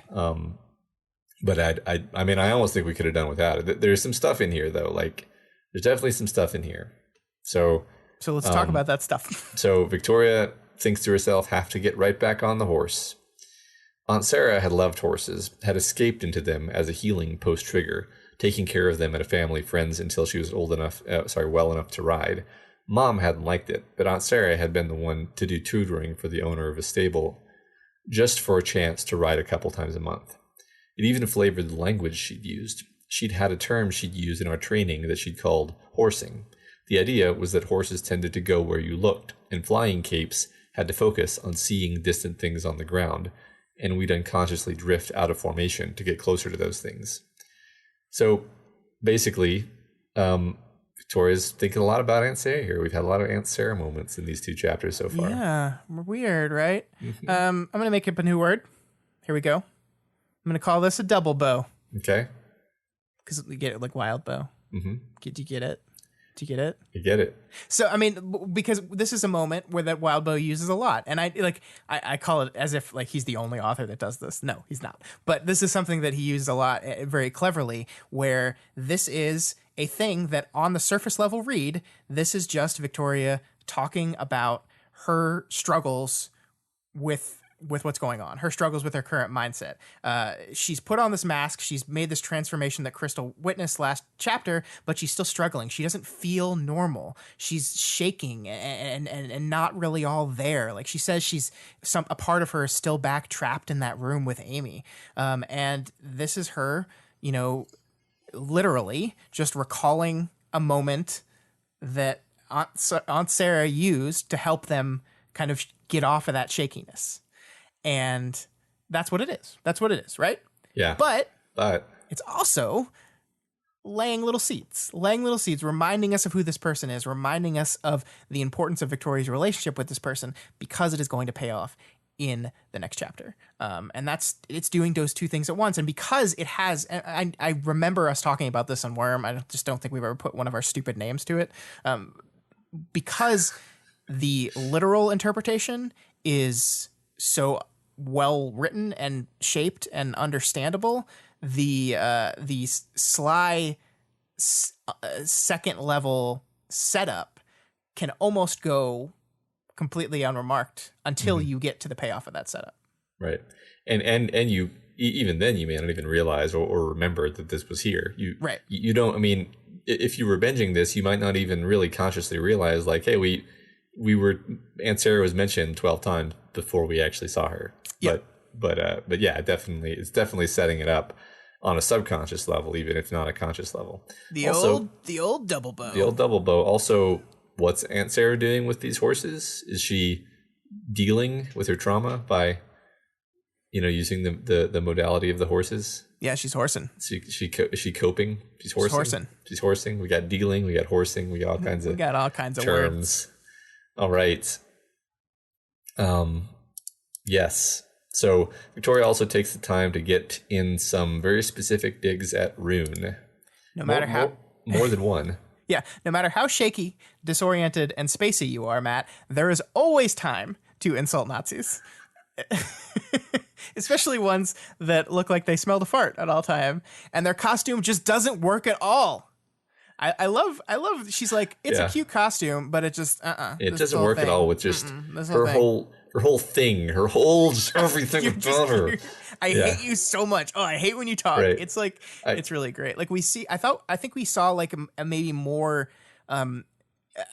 less emotionally charged dislike of Rune from Victoria that first time back a few chapters ago, but this is just her not in the mood Victoria, who's just like, oh, I just fucking hate her. Yeah, I've definitely seen this in real life from real people be like, I hate that outfit, not because the outfit is ugly, but because I hate her, and therefore the outfit is ugly, Right, exactly, yeah.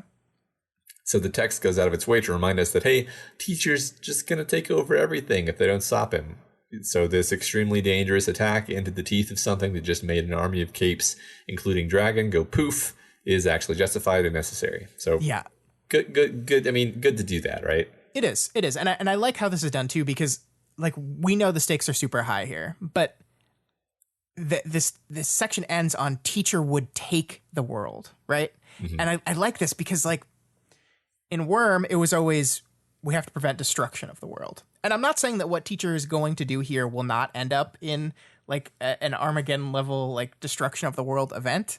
That very well could happen and probably will happen, but right now, he's not actively trying to destroy the world. He just wants it. He wants it all. And I just love this. I love that line, teacher would take the world. I love that. Yeah, me too. So the Kinsey iTech thing has apparently been duplicated now, and the team can use it in a cool teamworky way. The story has made sure to familiarize us with this tech and how it works, so it enters the story seamlessly here as we return back to the action. Notably, it makes people's eyes shine a bright color. Capricorn blue is blue, Sveta's is cyan, Victoria's is golden yellow. See, you changed what you wrote in the script, so I couldn't yell at you. It's because you yelled at me earlier about this. Matt just said Capricorn's is blue, and Capricorn's is not blue. Byron's is blue, Tristan's is red, and you're being Mrs. Vera, and it's mean. I just had to get on the bandwagon of like forgetting about and kind of just generally dissing Tristan. Yeah, why don't you just go read a bunch of fake news Facebook articles too? Okay. Jerk. All right, I will. Yeah. So we switch back to before again, and we see Rain choosing to allow Love Lost and Colt to come along with them. Yeah, and I really like this is one of those moments where I'm really glad we got to see the before stuff, because I really, really like that we get to see not only that like Rain is given the option, that he's kind of the final deciding point on this, that like you get the strong hint that if Rain were to just say no to this, they probably wouldn't do it. I really like that like our characters are looking out for each other, and the structure of the story means that like he says, I want to go see Love Lost and Colt first. I want to talk to them. Let me go talk to them before I agree on this and kind of get a read on where they're at. And because we already know that they're there, because we just jumped back in time. Well, Love Lost and Colt are there. We know that already. We see that the result of this conversation that we don't need to see, must have been successful. He must have seen something in them that made him comfortable enough to go say, yes, let them out temporarily, bring them, we need them. And I really like that. Like the recognition of the book that we don't need to see that conversation to still get what happened during that conversation is like, I think it's great. It kind of trusts that the readers understand enough about Love Lost and Colt and enough about Rain to know that he got to there and to understand why he got there. You know what I mean? Yeah, absolutely. We can just imagine that conversation, and I think Wildbow is basically trusting us to know that we know what probably happened there. Yeah. There's also this really sad moment where Victoria is like really pushing to have Vista on her team, but she's just not getting it. I think it's Citrine who says she works really well with us. Maybe it's not Citrine. I don't remember who it is, but someone else said, no, she works better on my team. It's the Cole, the Inferno creating one. God, you're making me blank too. Okay. Oh my God. The point is, Victoria really wants Vista on her team. She doesn't get it. She says that it's for strategy's sake, right? Like she works really well with me too. But to me, it's just like she wants her emotional support there, right? Yeah. Like she wants her friends with her at this moment. Scenario. There he is. Yeah, totally. She just needs her friend, and it's nothing to do with. And she's kind of grudgingly admits that okay, power synergies are important here, but I need my friend. Yeah. So we then see Kinsey making the iTech things using Dragon's little rapid prototyper fab tech lab thing. Kinsey then uses Darlene to link with her friends, and then they copy her movements in order to work several times as fast. I don't know, like, this is one of those things where I'm like, wow, that's really awesome. Also, really terrifying. Yeah. The story goes like Victoria's like don't do that too much, because like you're probably gonna get like bad weird shit, and Ashley's like like bleed through, and like you can almost see Kinsey thinking like bleed through, how could I use this, right? Yes, I would love to become one with my friends, like literally melt together, and just this, the worst thing, whether we're linked a lot or not, I really hope we're together for a really long time, Kinsey said. Yeah, Darlene told her. Me too. Oh, God. Yeah, that's like terrifying. Like it's just, I'm so scared. I'm so scared. Yeah. It's worrying. All right. So more horse stuff. I remain in the hallway. Again, just a bit of that not yet on the horse trepidation. I trusted them to handle this. Horses. Matt, here's what Matt's note in the script for this quote he pulled out said. It's just in all caps, horses. And I read this and I was like, what are you doing? What are you trying to say here? Horses are important to this arc. I think what I like about this is, Victoria has always kind of been like the take charge type of person, right? Like she's at the front, she's on the front line. She's going to be the one to take over. She's not really the hang back and let others take care of it type of person, but she's so discombobulated here that she feels like she has to be that person. And that's, I think, very, very a specific thing that the text is doing here. Totally. Yeah. So the teams then breach into another couple of rooms and they quickly take down the thralls. The fact that we don't actually know Samuel's power is, lampshaded pretty well here, I think. When I read you wrote that, I was like, wait, we don't know his power? I feel so much better, because I was like, we were talking about this earlier. I have the hardest time remembering the Heartbroken and their powers. And I think maybe it's because so few of them actually have cape names, so there's not like a clever name to link up to the power. Like it just took me forever to remember why, when they were fighting people right outside in the alleyway, why one of them just froze randomly. And I was like, oh yeah, that's Juliet's power. I totally forgot about that. Yeah, I also had to look things up. I mean, it's fine. But like you said, they don't have like, it's funny how much we actually rely on like the evocative cape name that's suggestive of what the power actually is. Yeah. And stuff like that. I did look up, I'm going to spoil the name game that I looked up. Juliet's cape name is apparently Catena. I don't actually know how to say that, but it means chain. You're like, okay, I get it. You chain them, you bind them to you. Fine. Yeah, I gotcha. It's clever. Yeah. Now I will remember that. Yep. Yeah. We also get our first look at some of the Beaker buddies here too, Matt. Specifically the one Victoria will lovingly refer to as Harpoon, and I will lovingly refer to as Nippoon. Because he's got the nipples. He's got the nipples. Yeah, I love this, and I really hope that the nipples are just always there and really evident. And like even when he wears like a normal T-shirt, you can see them through the T-shirt. Only in this book will you read a sentence that says, "They reminded me of dog nipples." Yeah, it's great. They find that in a room that they need to pass through are being stored hundreds of people.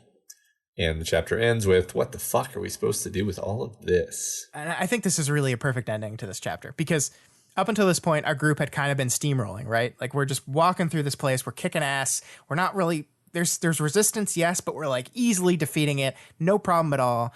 And like we said earlier, the reader knows that something else is up, right? Like we know, and not even the reader, the characters know it too. We know that the strongest capes in the world, or some of the strongest capes in the world, lost or something happened to them. So we're just kind of like sitting here waiting. And this is not the full other shoe dropping, right? Because we have not gotten to the war zone that is that central area. But suddenly we see all these people here and we're like, oh shit, this is going to get a lot more complicated. And I don't know about you, but the second I read this, I jumped to the conclusion that Imp makes in the next chapter, which is that, oh, teacher threw all these people to purposefully like just throw like meat shields in front of capes because he doesn't care about them. Right. Yeah. It in some form, right? Like either as like a trap or as just a way to slow them down or confuse them or meat shield. Like there's a bunch of different kind of overlapping ways that they can be used. Yeah. So yeah, like you said, as this next chapter 15.2 begins, we start to deal with this new situation. We do have to touch on Imp's little bit about how she kidnaps and confines any guy who scores at least 13 by her metric of sexy plus dark sarcastic humor, or a girl who's a 16. Yeah, I'm sure Alec was like a 20 on that. He must have been. The thing is, like, the funny thing about this is, in classic Imp fashion, we know she's joking about the kidnap them and store them in her headquarters part. But like, I think there's some truth to the first part, right? Because we know that her and Alec were a thing, and we know that Alec was a kind of skinny guy who had a dark sense of humor. Like we know that's accurate, and I really like that. I think this is this window. We're getting a lot of kind of windows into Imp in this early part of the chapter. Yeah, absolutely. There's actually so many secondary characters who are being highlighted that we don't have time to talk about all of them in the detail I would like. But yeah, there's a lot of focus on Imp here. We're in the middle of a battle, and yet we still have time to really dive into these side characters and right. their backstories. Like here specifically, like we realize that we really don't know the story behind like why the Heartbroken are with Imp, or why Imp is with the Heartbroken, however you want to phrase that.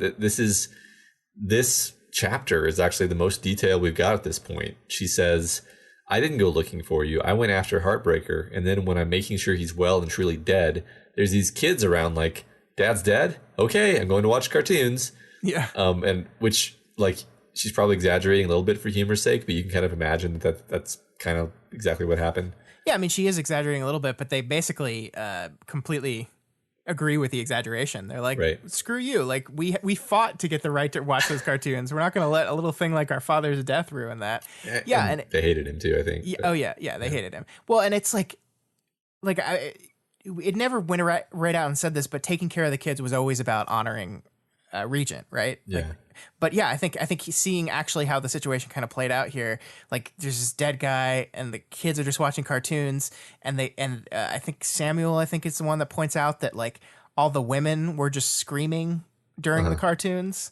The women being like the mothers, I guess. They were just like screaming uncontrollably during all the cartoons.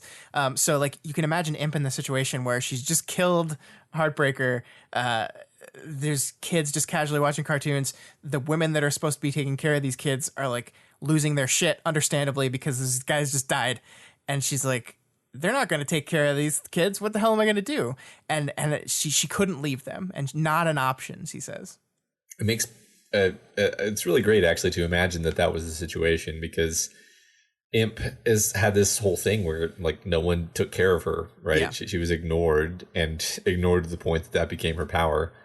And yeah, like she's not going to let the same thing happen to these kids. She's going to take care of them. Yep. It's beautiful. It brings just a little bit more texture to that central idea of course it was, to honor Alec, which yes, true. Yeah. But there's more, it's more complicated than that. And I like that. So as they begin to argue about why these thralls are here, Tristan is being unusually forceful, even for Tristan, I would say, in asserting his feelings about why this gaggle of thralls is here.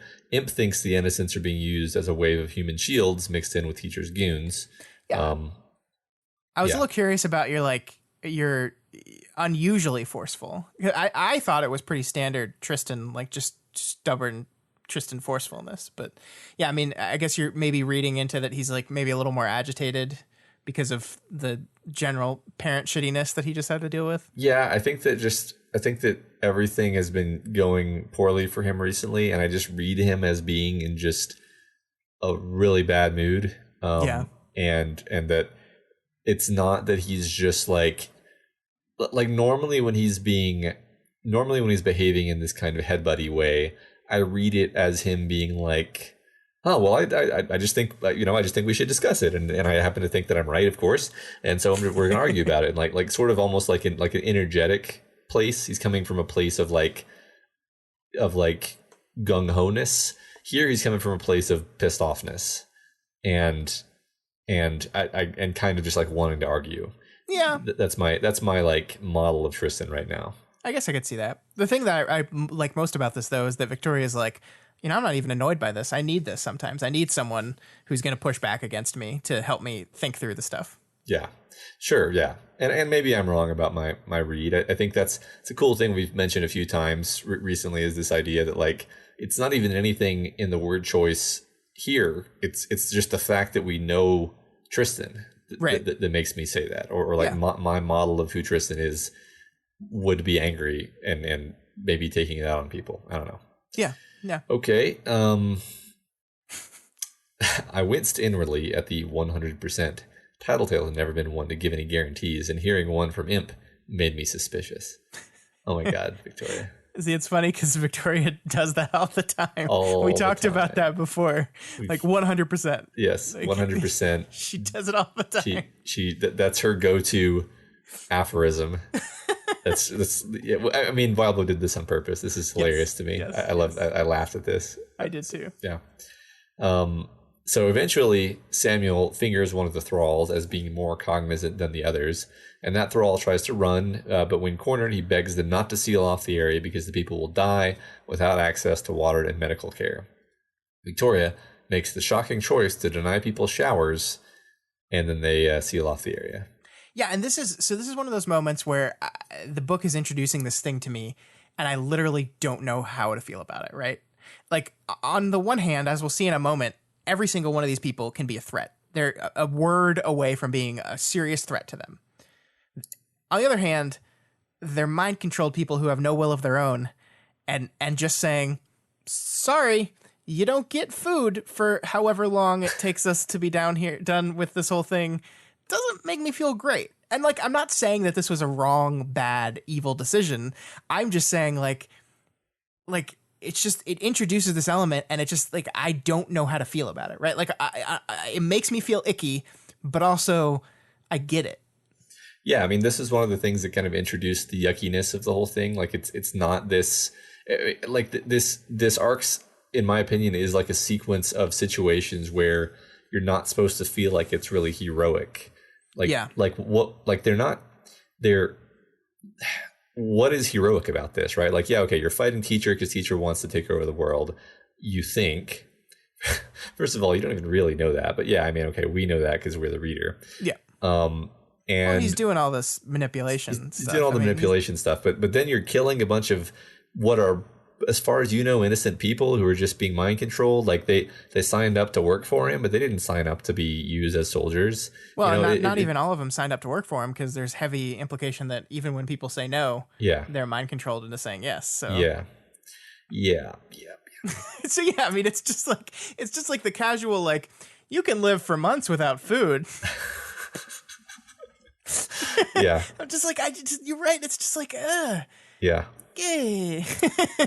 Well, I mean, yeah, it just gets worse though. Like this is just where I do think Wildbow is gradually introducing more and more of these kind of unheroic elements. Right. Yeah. And I mean, I think if that's what we should say is I don't think the book is like, I don't think the book is wanting me to feel great about this. I think the book wants me to kind of read this and go, Yeah. and have a tough time with it. I think that's the goal of this thing, is that we're kind of supposed to feel a little uncomfortable about this whole thing. Maybe see the necessity, yes, but I love it. Yeah. Well, I mean, you start to suspect even that part of Teacher's goal here is to like break them down mentally. Right. Like that's one of the, he's putting him in a sequence of situations where they're just being worn down before they even get to the fight. Right. Yeah. So anyway, ultimately a few powered thralls get woken up, including one guy who sucks people up into himself to become bigger and stronger. I love that as he gets bigger, his eyes start to face opposite directions. Yeah. Like, so he's not just getting bigger and turning into like a giant. He's turning freaky as he gets bigger. It's great. Oh, what a power, right? Yeah. It's so like, and even like anything that's flesh, like he runs by dinner tables and if there's meat on it, he sucks that up too. It's so horrifying and wonderful. I really like it. Yeah. And I love how the text really emphasizes that just by the nature of this power, like the simple act of touching someone and you're immediately absorbed, like it takes so many of our capes off the table. She almost lists it like, well, I can't do anything. Sveta can't do anything. Right. All these people can't do anything just because of the nature of this power. So like our point of view character is kind of forced to sit back and watch everyone else handle this. Yeah, right. They just have to avoid him. Yeah. So yeah, and just in case we weren't taking the whole Juliet Roman thing seriously, Juliet refrains from helping in a situation that puts Roman at risk. Like she's basically trying to get him killed. Yeah. And in our haste, I say haste, an hour and 45 minutes into the podcast. In our haste to cover these chapters, we did kind of gloss over that Roman and Juliet beat, that where they're only here and helping so they can compete against each other on how many dudes they can take down. It's kind of like a Gimli Legolas thing, only the dwarf and elf super hate each other and legitimately want each other to die. And like you were talking about earlier, like this is fairly funny when it's first introduced and throughout most of the early parts of it. And then you're at this moment where like, not only is Juliet not helping, but she's like, I'm sorry, my power won't work on him. I can't freeze him, so he'll die here. And it's like, you realize that like, yeah, it's like, like you expect from the Heartbroken, like this kind of funny, sharp barbs at each other, but you're really seeing the seriousness and the sharpness of this barb here. Yeah. Yeah. Cause I mean, I don't think she's joking. No, I don't think she is either. It's messed up. Yeah. So then they take him down. They kind of beat him down enough that he says he popped, becoming a pile of naked people and shredded chicken dinners. I ate chicken for dinner. So this is gross. It's great. This is gross. So one thing I think we need to talk about here is that one of the immediate interpretations of what happened here was Lovelost screams at the doctor right as he's about to say a couple words. She stops him mid-word, and then people wake up. And both Victoria and, as we'll see here, Precipice think, and probably some other people do, think that it was Lovelost that activated these people. Her scream woke them up from the stupor, and it's her fault they attacked. And Precipice is like, hey, try to do better next time.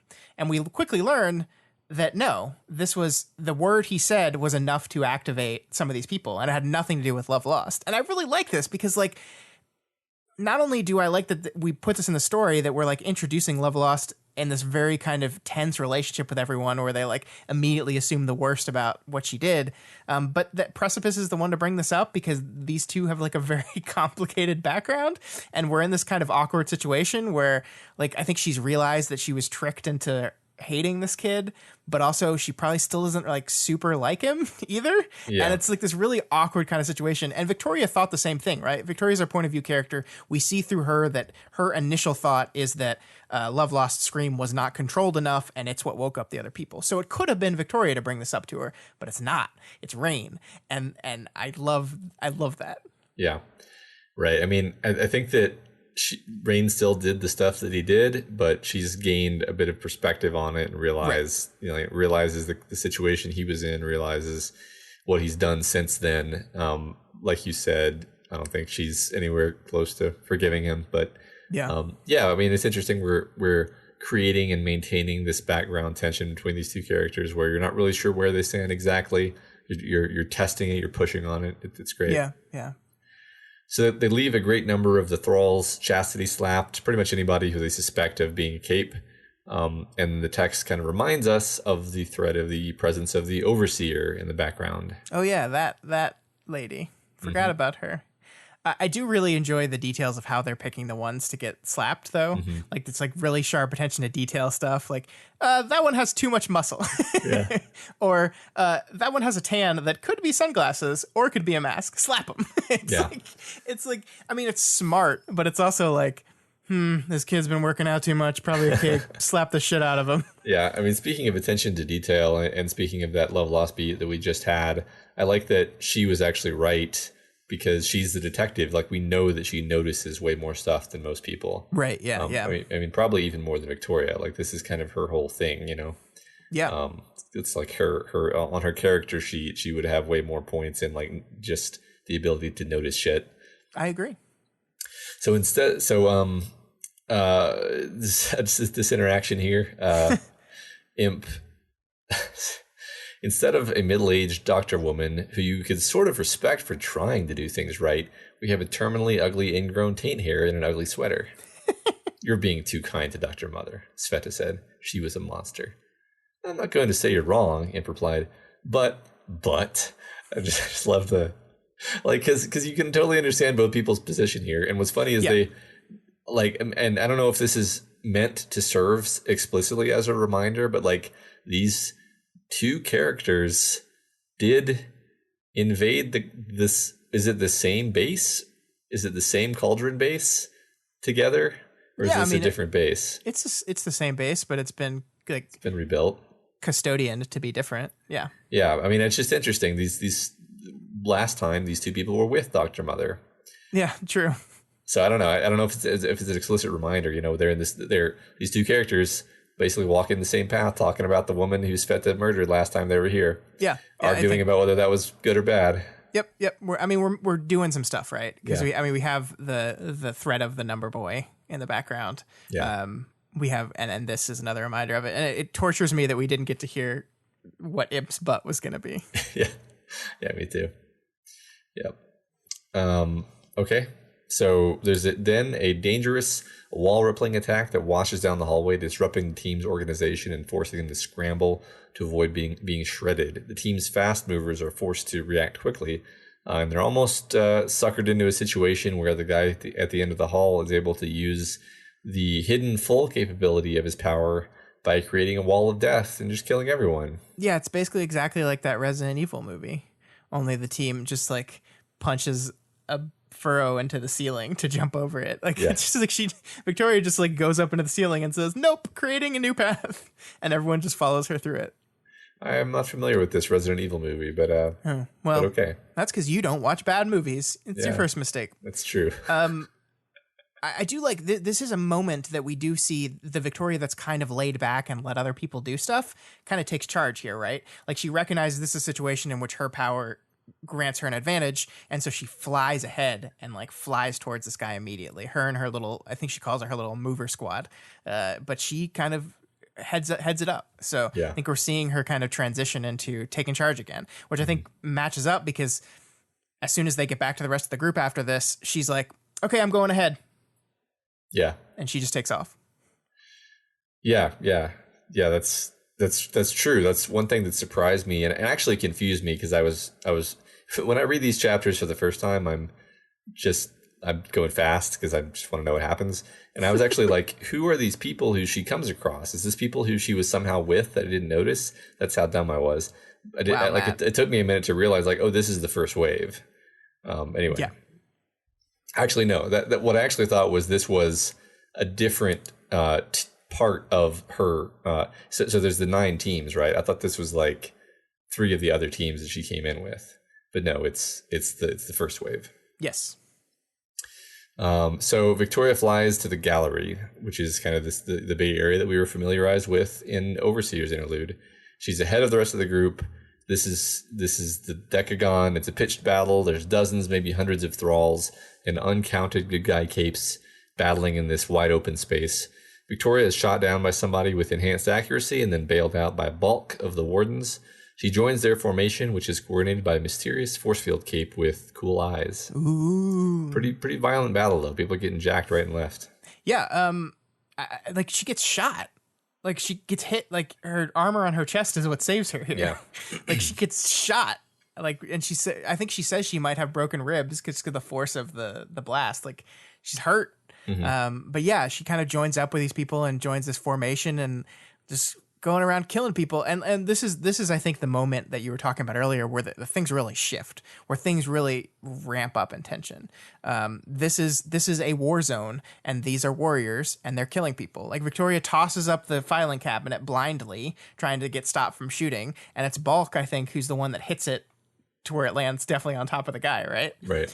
And that guy's dead. There was more blood visible around the filing cabinet than I could see a gunman. So like there's not even a person there anymore. It's just blood. That guy's dead. They like we said, they're war hardened capes. These are not street law enforcement teams. These are warriors.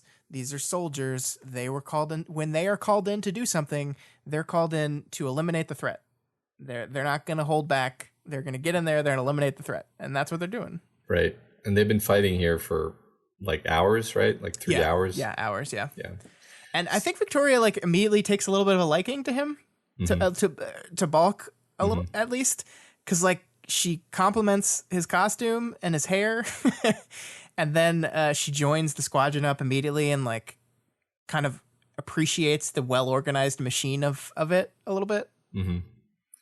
Yeah, I think you're right. She enjoys being part of this flyer group, I think. Yeah. And speaking of which, I mean, she very quickly slips into this weird mental state of like hyper-focused lucidity as she continues to fight as part of the flyer squad. She's really kind of grooving with it. Yeah, it's like she's like these moments where she's falling into rhythms. Like she says something feels off about this. She can't put her finger on it. Something's weird and off, but she doesn't know what. But she's just out there doing her thing. And I think she describes it as dreamlike a little bit. Yeah. And then later she calls it nostalgic. And of course we find out why at the very end of this chapter. Yeah, because they fly basically the flyer group flies her back to her team as her team gradually arrives, and Victoria cops that the fallen teleporter dude might be here somewhere. I completely forgot about that guy until the book reminded me of it. That whole I remember the whole thing where more and more fallen people kept showing up, and she thought that there was a teleporter. It's a great callback.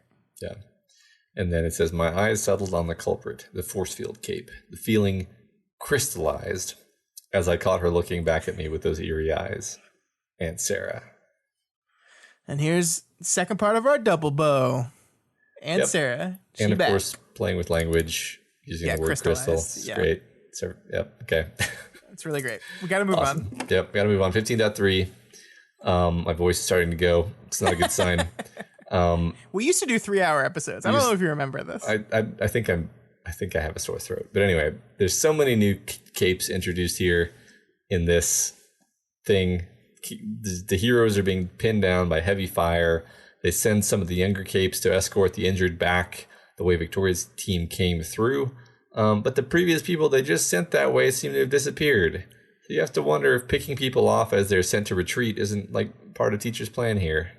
Yeah, probably. And there's this really horrifying moment when one of the capes, Prong, like just suggests that they've all been annihilated. Yeah. Like he uses the word annihilated. And like Capricorn in all his heroics like tries to offer another outcome. Like, well, we didn't check like all the side paths. We just went like the main way. So they could be in an office somewhere, but not looking good. Yeah. I don't think they're just hiding in an office somewhere. Let me say that. So, okay, I have a question for you here because the opening of this chapter was really disorienting to me. And I think maybe it's because I read all 4 of these chapters back to back on Saturday. But we cut hard from Victoria realizing that she's looking at her dead aunt to break through talking with some brand new capes that we had never met before. And it's like an agonizingly long amount of time before Victoria mentions Sarah to someone else. And I was just like, how, what? You just... She was dead, and now she's not dead, and you're just not saying it. It drove me crazy, and maybe it was just because like maybe if there was 4 days between these chapters, like most people got, it wouldn't have felt so jarring to me. But is that just a me thing, or did you feel that way? I definitely thought that the chapter would have immediately picked up with her reacting more to that, but it didn't bother me a whole lot because I just figured like, okay, well, she's literally in a battle. It's chaotic as shit. It's understandable that she could be distracted from that really weird thing that she just saw. Yeah, I mean, that is absolutely the reason. You're right. But I was just like, but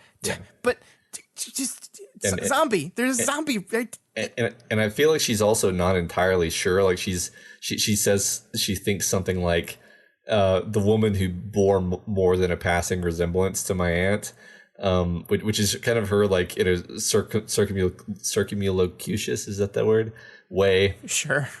Saying like I kind of do think it's her, but can't be, you know? Yeah, that's fair. This is a beat here where Tandem is talking to Capricorn, and I definitely felt like I was missing something. He's saying that Tandem saying can get past bars. Tristan says, I figured, but you have to get your team past them too. What a shame we haven't talked. And I was like, what's going on here? I feel like I just missed something. Yeah, well, they're both K70s. Okay. So I think that's just a general, like, we got to talk about this stuff. We're one of the few people in the world that both know what this experience is kind of like. So I think that's what and I don't know if we knew that. I mean, we probably Tandem was probably mentioned one off. I know specifically later in this chapter, they very specifically say Tandem a K70, but I think it's after this interaction. I don't remember it, but I think my memory is not working too well. I mean, I definitely was as confused as you on my first read through, but then I remember later in the chapter, Victoria points out that Tandem is a K70 as Tandem's doing their thing. Gotcha. Cool. A teleporter named Tailgate is either shell-shocked or in some kind of power fugue, and Victoria has to help coach her through it. Gong goes out of his way to mention the Tailgate is a cauldron cape when Victoria's kind of trying to go easy on her. This feels like one of those things that matters in a way that's going to resonate with other things in the chapter, but I wasn't sure how to plug it in. Yeah, personally. Well, I mean, to me, I mean, there's this moment where Victoria immediately puts on her scholar hat. And recognizes what type of cape Tailgate is and what that means about her trigger event and why Gong might be approaching, coaching her in a wrong way. But then it's like, she's a cauldron cape. So it's kind of like, well, she's like, well, see a breaker and a mover trigger like this. So that's probably why she's, and he's just like, well, no, she drank a vial. It's different. And Victoria kind of doesn't know what to do with that. Yeah. Cause she's like, yeah, I mean, cauldron capes are this big hole in my cape knowledge. It's something I don't quite understand. And I think it's just it's kind of, it upsets her a little bit. Not she doesn't get mad or anything, but it just kind of throws her off her game. I think the thing that is so obvious to me is that Victoria's coaching of Tailgate works in a way that Gong's wasn't. Yeah. So she does help Tailgate, but she kind of goes she's very confident in her knowledge of capes, and she comes in and lays it all out in a very matter-of-fact way, and Gong is just well, she's a cauldron cape, so I don't think it really works that way. She didn't trigger like a normal person does. It's oh, yeah, huh, okay. But I mean, that's true, but we know that cauldron capes still have their power just kind of turns whatever's going on in their life into their quote-unquote trauma that it's going to torture them with. Absolutely, but I don't think she knows that. She doesn't. Yeah, you're right. I mean, basically, I'm just like, what is the higher level meaning of this being mentioned here? And I feel like it's going to become more obvious later. But I mean, we're in Cauldron HQ. I think we're doing a lot of Cauldron specific. I think stuff. so. Yeah, I think you're right. So Victoria spends a paragraph on this elaborate metaphor comparing the attack and its failure to a botched surgery, and I mean, there's definitely some Amy stuff floating around in her brain. Yeah, it's like an Amy surgery. Yeah, I mean, I think you're absolutely right that the reason she goes for that metaphor is because part of her is still back in that room with Amy.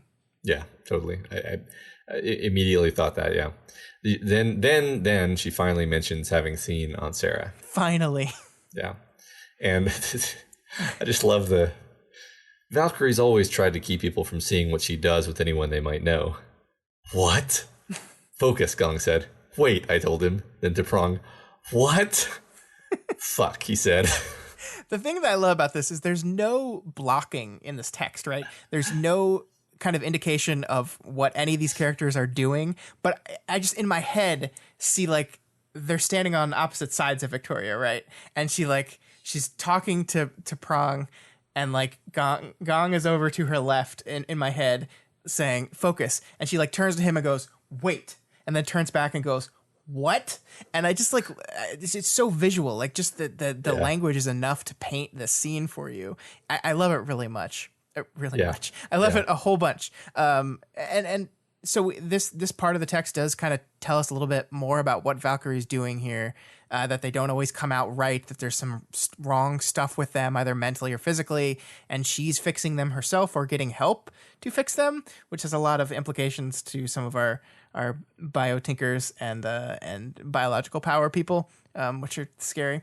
And I love that like Victoria is freaking the fuck out. Like she's losing her mind because this is crazy.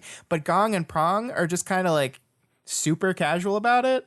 It's like, she knows what she's doing. Don't worry about it. Like she's doing her thing. We trust her. Don't ask too many questions. And I think it helps establish them as guys that like have seen some shit. Like they've seen a lot of crazy shit. And so this is just kind of old hat to them at this point. Yeah, it seems like Valkyrie has earned the trust of the basically all of the capes who went to war. Yeah. Just like she knows what she's doing. Yeah. Yeah. So Gong and Prong are teammates. That's great. And if we have to mention here, I almost just forgot to mention it because it was one of those things where I felt like we already talked about it, but no, that was just everyone in the Reddit and the Discord talking about it. The fact that I kind of feel like we're gonna see Gru. Yeah. I mean, arc. Like, well, I mean, in 2 chapters, we've seen 2 dead people that are now alive and here that have important interactions with some of our characters. So I think it's not too crazy to think that might happen. Right. We saw those 2, and then we've highlighted Number Lad, dead person. Yeah. Well, no, he's not a dead person. He's a clone of a live person, which is weird, actually. But then, of course, Ashley has been here the whole time. Mm-hmm. Dead person. So, cool. So Tailgate's power creates what look like force fields, but what are actually fields that fucking disintegrate you and then probably put you back together correctly somewhere further along the length of the field. I don't blame Vicky for avoiding it, especially in the state of mind that she's in. Yeah, I've seen The Fly. I know how this shit works. Yeah. Good call, Victoria. For all we know, there's like a copy of her drowning in a tank under a stage somewhere. Yeah. Yeah, I mean, it made perfect sense to me that she's like, this definitely would fall under her like aversion to biotinkers or biocapes, right? It's like, you're taking me apart and putting me back together? No, thank you. Not again. Yeah. Yeah. So we're glossing over a lot of the action here, Matt, but I just wanted to take a brief moment and highlight how badass Rain is being in this fight. Because everyone's fighting in hand-to-hand combat like it's war, and there's this moment where Rain appeared and headbutted someone in the same instant, grabbed their gun with both hands, and had his smaller tinker hand reach down to pull out something out of the bottom of the weapon. It's badass. Yeah. Look at him go. He's done a lot of cool stuff. Like he'll have his silver blades and like someone will swing something at him and he'll just like hit the thing that they're swinging so that it hits him, but then it breaks and doesn't hurt him, and like kind of clever stuff like that. It's awesome. Yeah. Good job, Rain. So as this squad strikes out to take the fight to the thralls, Victoria slips away to find the fallen teleporter. Yeah, and she divides the area into groups A, B, C, and later D, which is like a classic Victoria move, but it's also like a very helpful writer tactic because this is a massive fight with many teams and many entrances and exits to this big room, and there are so many characters, and I got a little confused, so I'm glad Victoria helpfully just segments the population for us. Yeah, super helpful to have these really analytical, combat-oriented protagonists. Yes. Just this writing here. The ghost of the woman who had read bedtime stories to me when I was little and she was visiting, who had given me baths, who had taught me to fly smart, who had given me the first for adults book I had truly loved, brought lasers down on their heads, sniping wherever defenses were missing.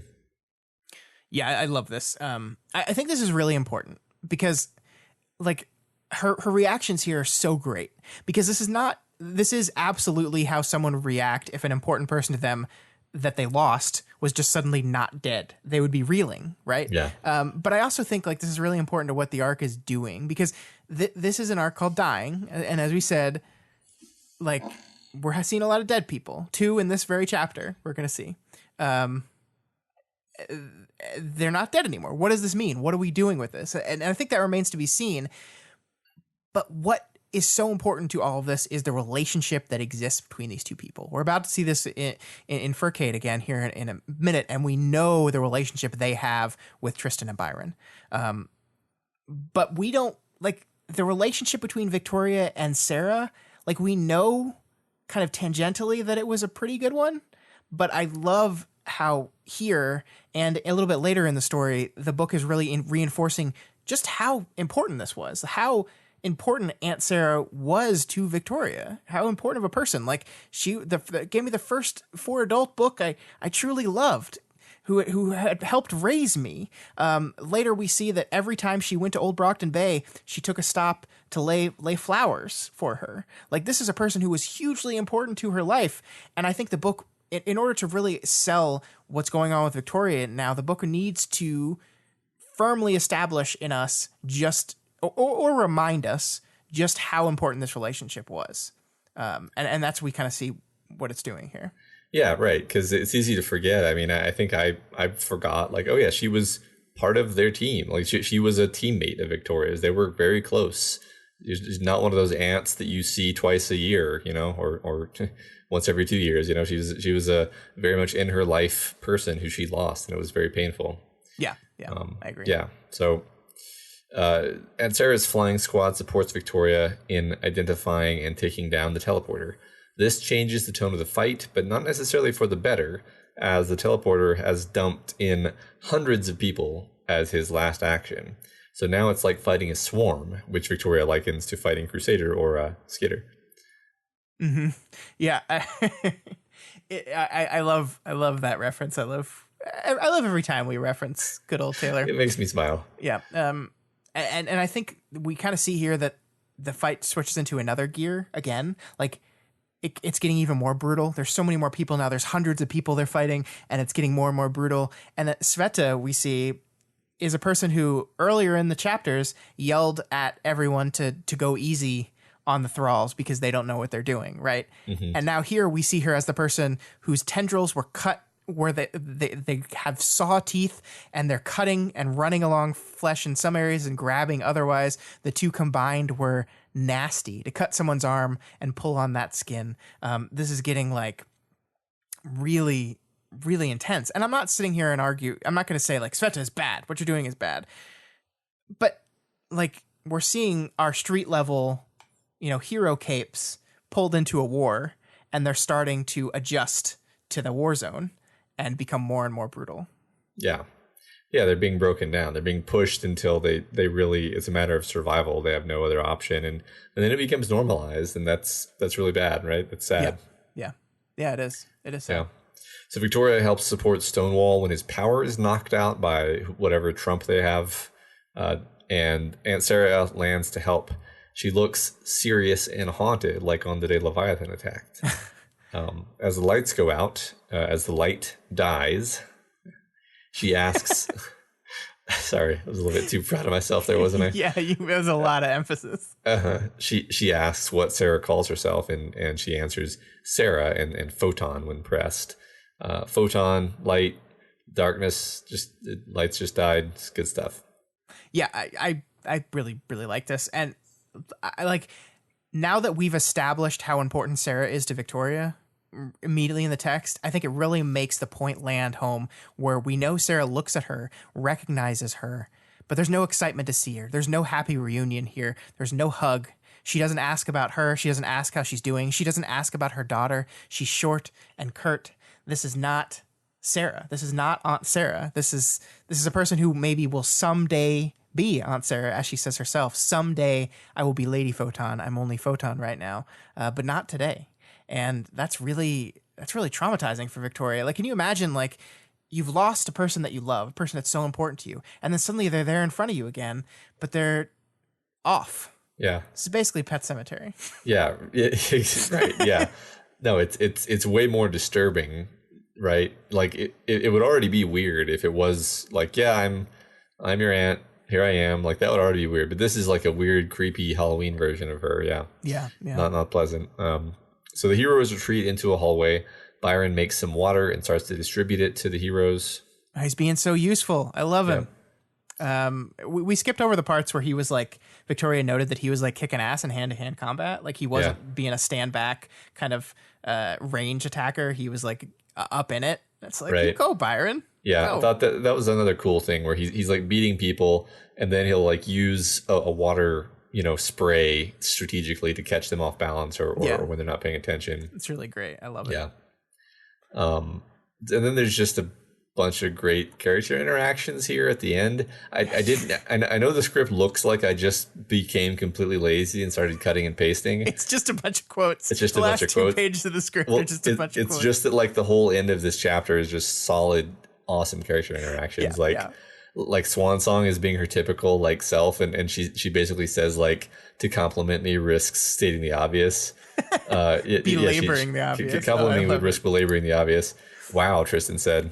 You did okay, Swan, I said. Victoria's response there is so perfect. It's great. And it so emphasizes like their friendship because Swan Song like takes it well, right? Right. It's great. Like, it's them kind of the playful like digging at each other. Unlike the Juliet Roman not playful, I literally hate you digging. Yeah, right.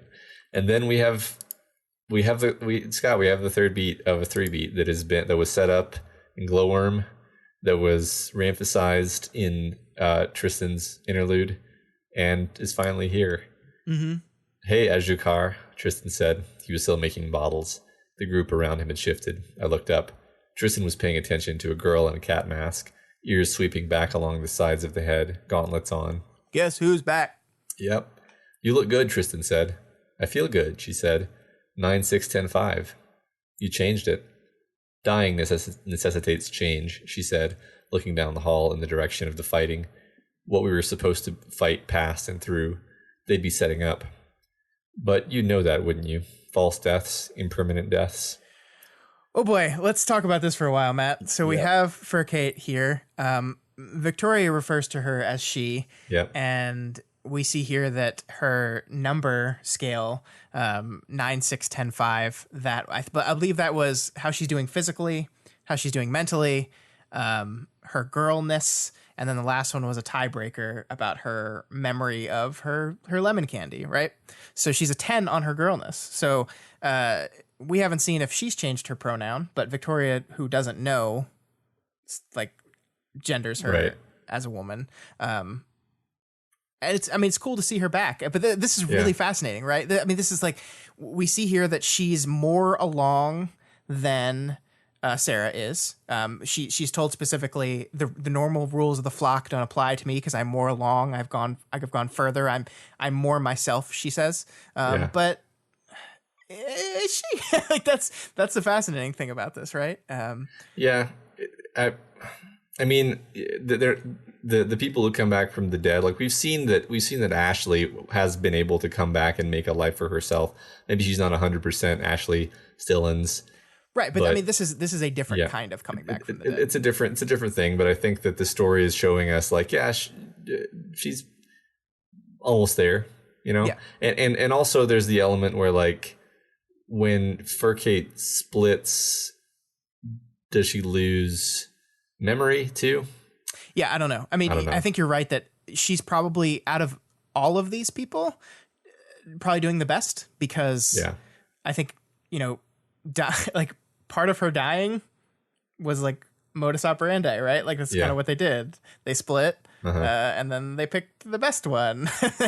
And then I don't think we ever learned the detail of like what happened to the other ones, but they're not around anymore. So something happens to them. So I think that kind of transition process might be one that Furcate is able to deal with more than many other people would. But I mean, this whole thing ends with this line of like, Byron's like, hey, do you want a lemon drop, as like the test, right? That was like the tiebreaker test. Like, as long as you can remember this past where I think it was her grandmother or something. I don't remember, but lemon drops had a very important historical context to her. And the tie-breaking test was, do I still recognize that?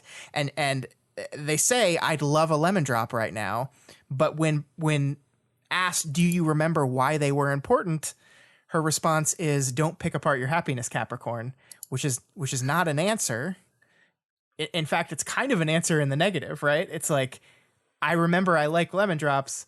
No, I don't remember why they're important to me. Yeah. So again, this is, and this, I don't want to get into a whole conversation of like, what is the self and who is the self? But this is not the same for Kate on that, the most important, arguably, element of their measurement, the tiebreaker element of the measurement. Yeah. I mean, I definitely think we're supposed to be worried and skeptical about this whole Valkyrie's clone thing. I think that's going somewhere, right? I mean, there's a reason this is called dying. There's a reason we're seeing all these dead people. This is going to go somewhere in this arc. Yeah, I mean, and Victoria says that she feels that something is missing with Aunt Sarah, that something's missing, and she can't quite put her finger on what it is. And then we see a Fur Kate who seems to be doing really well, and I'm very happy for her. I'm excited for her. She's achieved on some levels the thing she's always wanted, but that tiebreaker, that's her lowest number. That's a 5, right? And it gets you worried. But we have to talk about her hatred of Tristan, or not hatred, but right. I mean, just the fact that Tristan is yet again being completely dragged and not been forgiven. I mean, it basically seems like for Kate still kind of at the same place that they were when things left off. Like, hey man, you're a fucking asshole. You tried to basically kill your brother, and then we had to catch you and arrest you, and we charged you for murder, and you're a murderer, and now you're here. Like that's where things are with them. And it's, this is very barbed, right? Like dying necessitates change, but you'd know that, wouldn't you? False deaths, impermanent deaths. That's a very specific dig. And Tristan changes to Byron. Guess who gets a hug?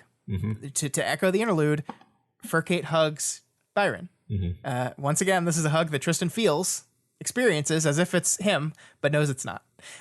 Once again. And I mean, I think this is definitely a through line here of exactly what we talked about earlier, that other people haven't forgiven him and they're not there yet. And it sucks for him. Yeah, it does. And then of course Victoria, watching this, is extremely envious of it because doesn't that break your heart? Because she could not get this level of like in jokiness, even if it was a little bit of a imperfect in jokiness. She didn't get anything like that with Sarah. Yeah, well, and on the Byron side, the embrace, the hug, the love. Like Sarah gave her none of that, and but see that just to go back what we were talking about in the interlude, like externally there's jealousy and envy there, but internally to these characters, that situation's a whole lot more messy and complicated. That's a great point, because Victoria sure as hell doesn't know what the lemon drop means. Yeah, in fact, she says here, she's like, what are you talking about? What's going on? I think she just says lemon drop? What? Huh? Who? Right. Okay. So like for her, the fact that Fur Kate doesn't remember what the lemon drop means is meaningless. For Byron, it's highly foreboding, So I like that. I like that you pulled this element out, that like everyone's looking at other people and seeing like, oh, they're having such a great time. My life sucks. Yep. No, they're not having a great time either. Yep. All right, Scott, we did it. We did it. The chapter ends with the team agreeing to smash through the walls, going off script. All precautions in effect. He recruited some of the worst of them. All precautions in effect. It's about to get real. Good luck with that. Realer. All right, Scott. The discussion question last time was. Okay, we're gonna go through these very quickly. Real quick, because we're very late. So go ahead. Talk about how Parahumans has changed your perspective on things. J-Maniac made a whole YouTube video to answer this question. It's super cool and super nice, and it made my heart warm. So go check out J-Maniac's channel. I think it's just called J-Maniac. If you haven't, he's got a lot of cool Parahumans content on there. Yeah, we've talked about his videos before on here, and this is a good one. I'm not saying that just because it has my face in it a whole bunch of times, but that certainly doesn't help or doesn't hurt. But no, it's very wonderful. The answers to this question were so heartwarming. Yeah. I like across the board. I love them all. And J-Maniac taking the time to edit a video together is pretty neat. So I will remember to put a link to that in the comments or in the show notes. If it's not there, then I forgot. It's just what I'll say. I'm going to try real hard not to forget. But all right. Just leaving myself open for failure there. Cool. Sarah Pinkwin says that Worm rehabilitated her love of reading. Yeah. That's awesome. After school, it kind of crushed it down. Yeah. Yeah. Sam Witch says Parahumans ruined superhero comics for them. Me too. Yeah, not necessarily a bad thing. No. Muns for College says it galvanized their political radicalization. Yeah, by showing downtrodden individuals, it kind of kickstarted that for them. That was cool. Yeah, sometimes empathy is a really important tool to getting to that kind of place. Yeah. Kitten Sharktopus said Ward specifically made them more metacognitive and prone to categorizing their behaviors. Yeah, and I think this is a similar theme throughout a lot of these answers, right? Because Vista is Best Girl says it changed how they view trauma in themselves and in others. Yeah, I think like those last two are definitely true for me too. Yeah. Death of the Artist says Parahumans widen their appreciation for art and structure specifically, and is one of the more effective challenges to utilitarianism that they've seen. I agree with that. Yeah. Ward specifically also made them more empathic by forcing them to relate to the struggles of the traumatized and mentally ill. Yeah, Kausubalu says that Wildbow's use of literary techniques and skills such as 3 beats, timing, and pacing really changed how they write their own stories. That's great to hear. Yeah, I think me too, also. March Was May said that the Doof media ethos of I assume the work is genius and confusion on my part means I'm not understanding something yet has had a positive impact on how they consume and relate to media. That is a wonderful thing to hear. That is I don't think we ever like consciously set out to come to that conclusion about how we approach art, but I'm so glad we did, and I'm so glad we were able to put words to it and that it's affecting people. That means so much to me. Yeah, me too. Anti-Chris says the story drove home the idea of we judge ourselves by our intentions and others by their actions. Yeah, God, that's so true, and I do that constantly. And like I think one of the cool things about it being a serial is like this book has been going on for almost 2 years now, right? And so it's not just like you're having these experiences as you're reading it. You keep having these experiences because it's part of your life. Reading the story is part of your daily life, and like if you're struggling with a particular thing this week and then you read a part, you're like, oh yeah, fuck, I'm doing that thing again. Yeah. The story is basically rubbing your face in your human psychology dog shit until you're like, oh yeah, that is, oh wow. Yeah. Nugget Blaster 69 says Ward has recently forced them to confront how they personally deal with trauma and to realize that they might not be doing it in the most healthy way. Hey, me too. Yeah. Calinero 985 talks about how the story changed their understanding of what you can do with an unreliable narrator, and how it shows that a character who generally does what described as factually happening can still be distorting your perception of the story. Yeah, that's really cool. Guys, I love all of these. I like this is exactly why I love storytelling, the power of what a story can do for you as seen in your answers. I agree with every single one of you. I think the story, reading the story, analyzing the story, being part of this community, being with you guys. I think one of my favorite parts of J Maniac's video was the part where he just says, this story is wonderful. It's great, but it would be nothing, or not nothing. It would be a lot less to him without the community of people that it has drawn together. And I agree with that. Like, that is the power of storytelling. It can bring people together to discuss these things, to work through these things, to process these things. And a community is an important part of this book, and the community around the story is as important to it as the story itself. Yeah, absolutely. And I mean, for my part, I think that these stories have made me a better person. They've forced me to see things from different perspectives. Like, I can legitimately say that Ward basically challenged me. I was in a place in my life where I was really angry at someone, and we happened to be literally in the Tristan Byron chapters, and I was like, you know what? I'm going to forgive this person. I'm just going to forgive them whether or not they deserve it. And it was a great decision that has paid a lot of, it is been a wonderful. It is. I'm glad that I did that. Is what I'm trying to say. Yeah. So like this, and that's just one example. Really, there's a lot of examples of that kind of thing.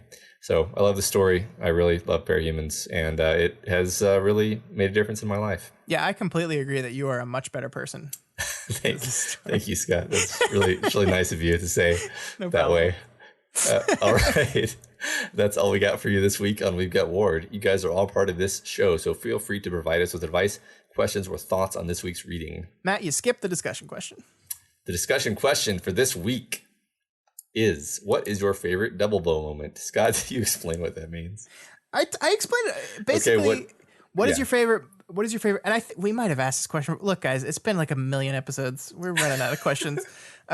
What is your favorite moment in which the text was textually doing something, but subtextually setting something else up? That is what a DoubleBow is. Easy to miss the second thing. Yes. And like I mentioned a second ago, you guys are all part of this show. So feel free to provide us with advice, questions, or thoughts on this week's reading. And as I have not mentioned yet, you can reach out to us via email at gotwormpod@gmail.com or over on our Twitter account at gotwormpod. My personal Twitter is at scottdaily85, and Matt's is at DoubleBow. That's right. If you're not already subscribed to We've Got Ward, we strongly recommend you do so and never miss an episode. You can find us on iTunes, Stitcher, YouTube, Google Play, and pretty much anywhere else in the world you can listen to podcasts. And as always, you can find this and all the other shows we do over at doofmedia.com. We're back, and so our shows are back. Special thanks to the Deep Impact boys for holding it down for us while we were off last week. It was the only shows that were produced on the website last week, and we appreciate you guys still going at it. Yeah, keeping up that appearance of professionalism. Yeah, there you go. Yeah, we just take off whenever we feel like it. They're working hard. That's exactly right. So yeah, if you like We've Got Ward, if you like the Doofcast, if you like Deep Impact, Out of You, consider donating to our Patreon account, patreon.com/doofmedia.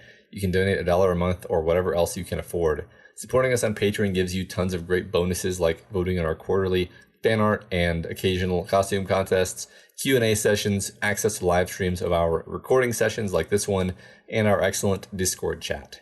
Special thanks this week to new Badoofs, Sarah D at the $1 level, Doof Trooper Helen C at the $10 level, and Doof Warrior Shelby S at the $20 level. Wow. Thanks so much, everyone. Thank you, guys. Thank you. Really appreciate it. We got people who donated to us during the week we didn't do anything, so that's very kind of you.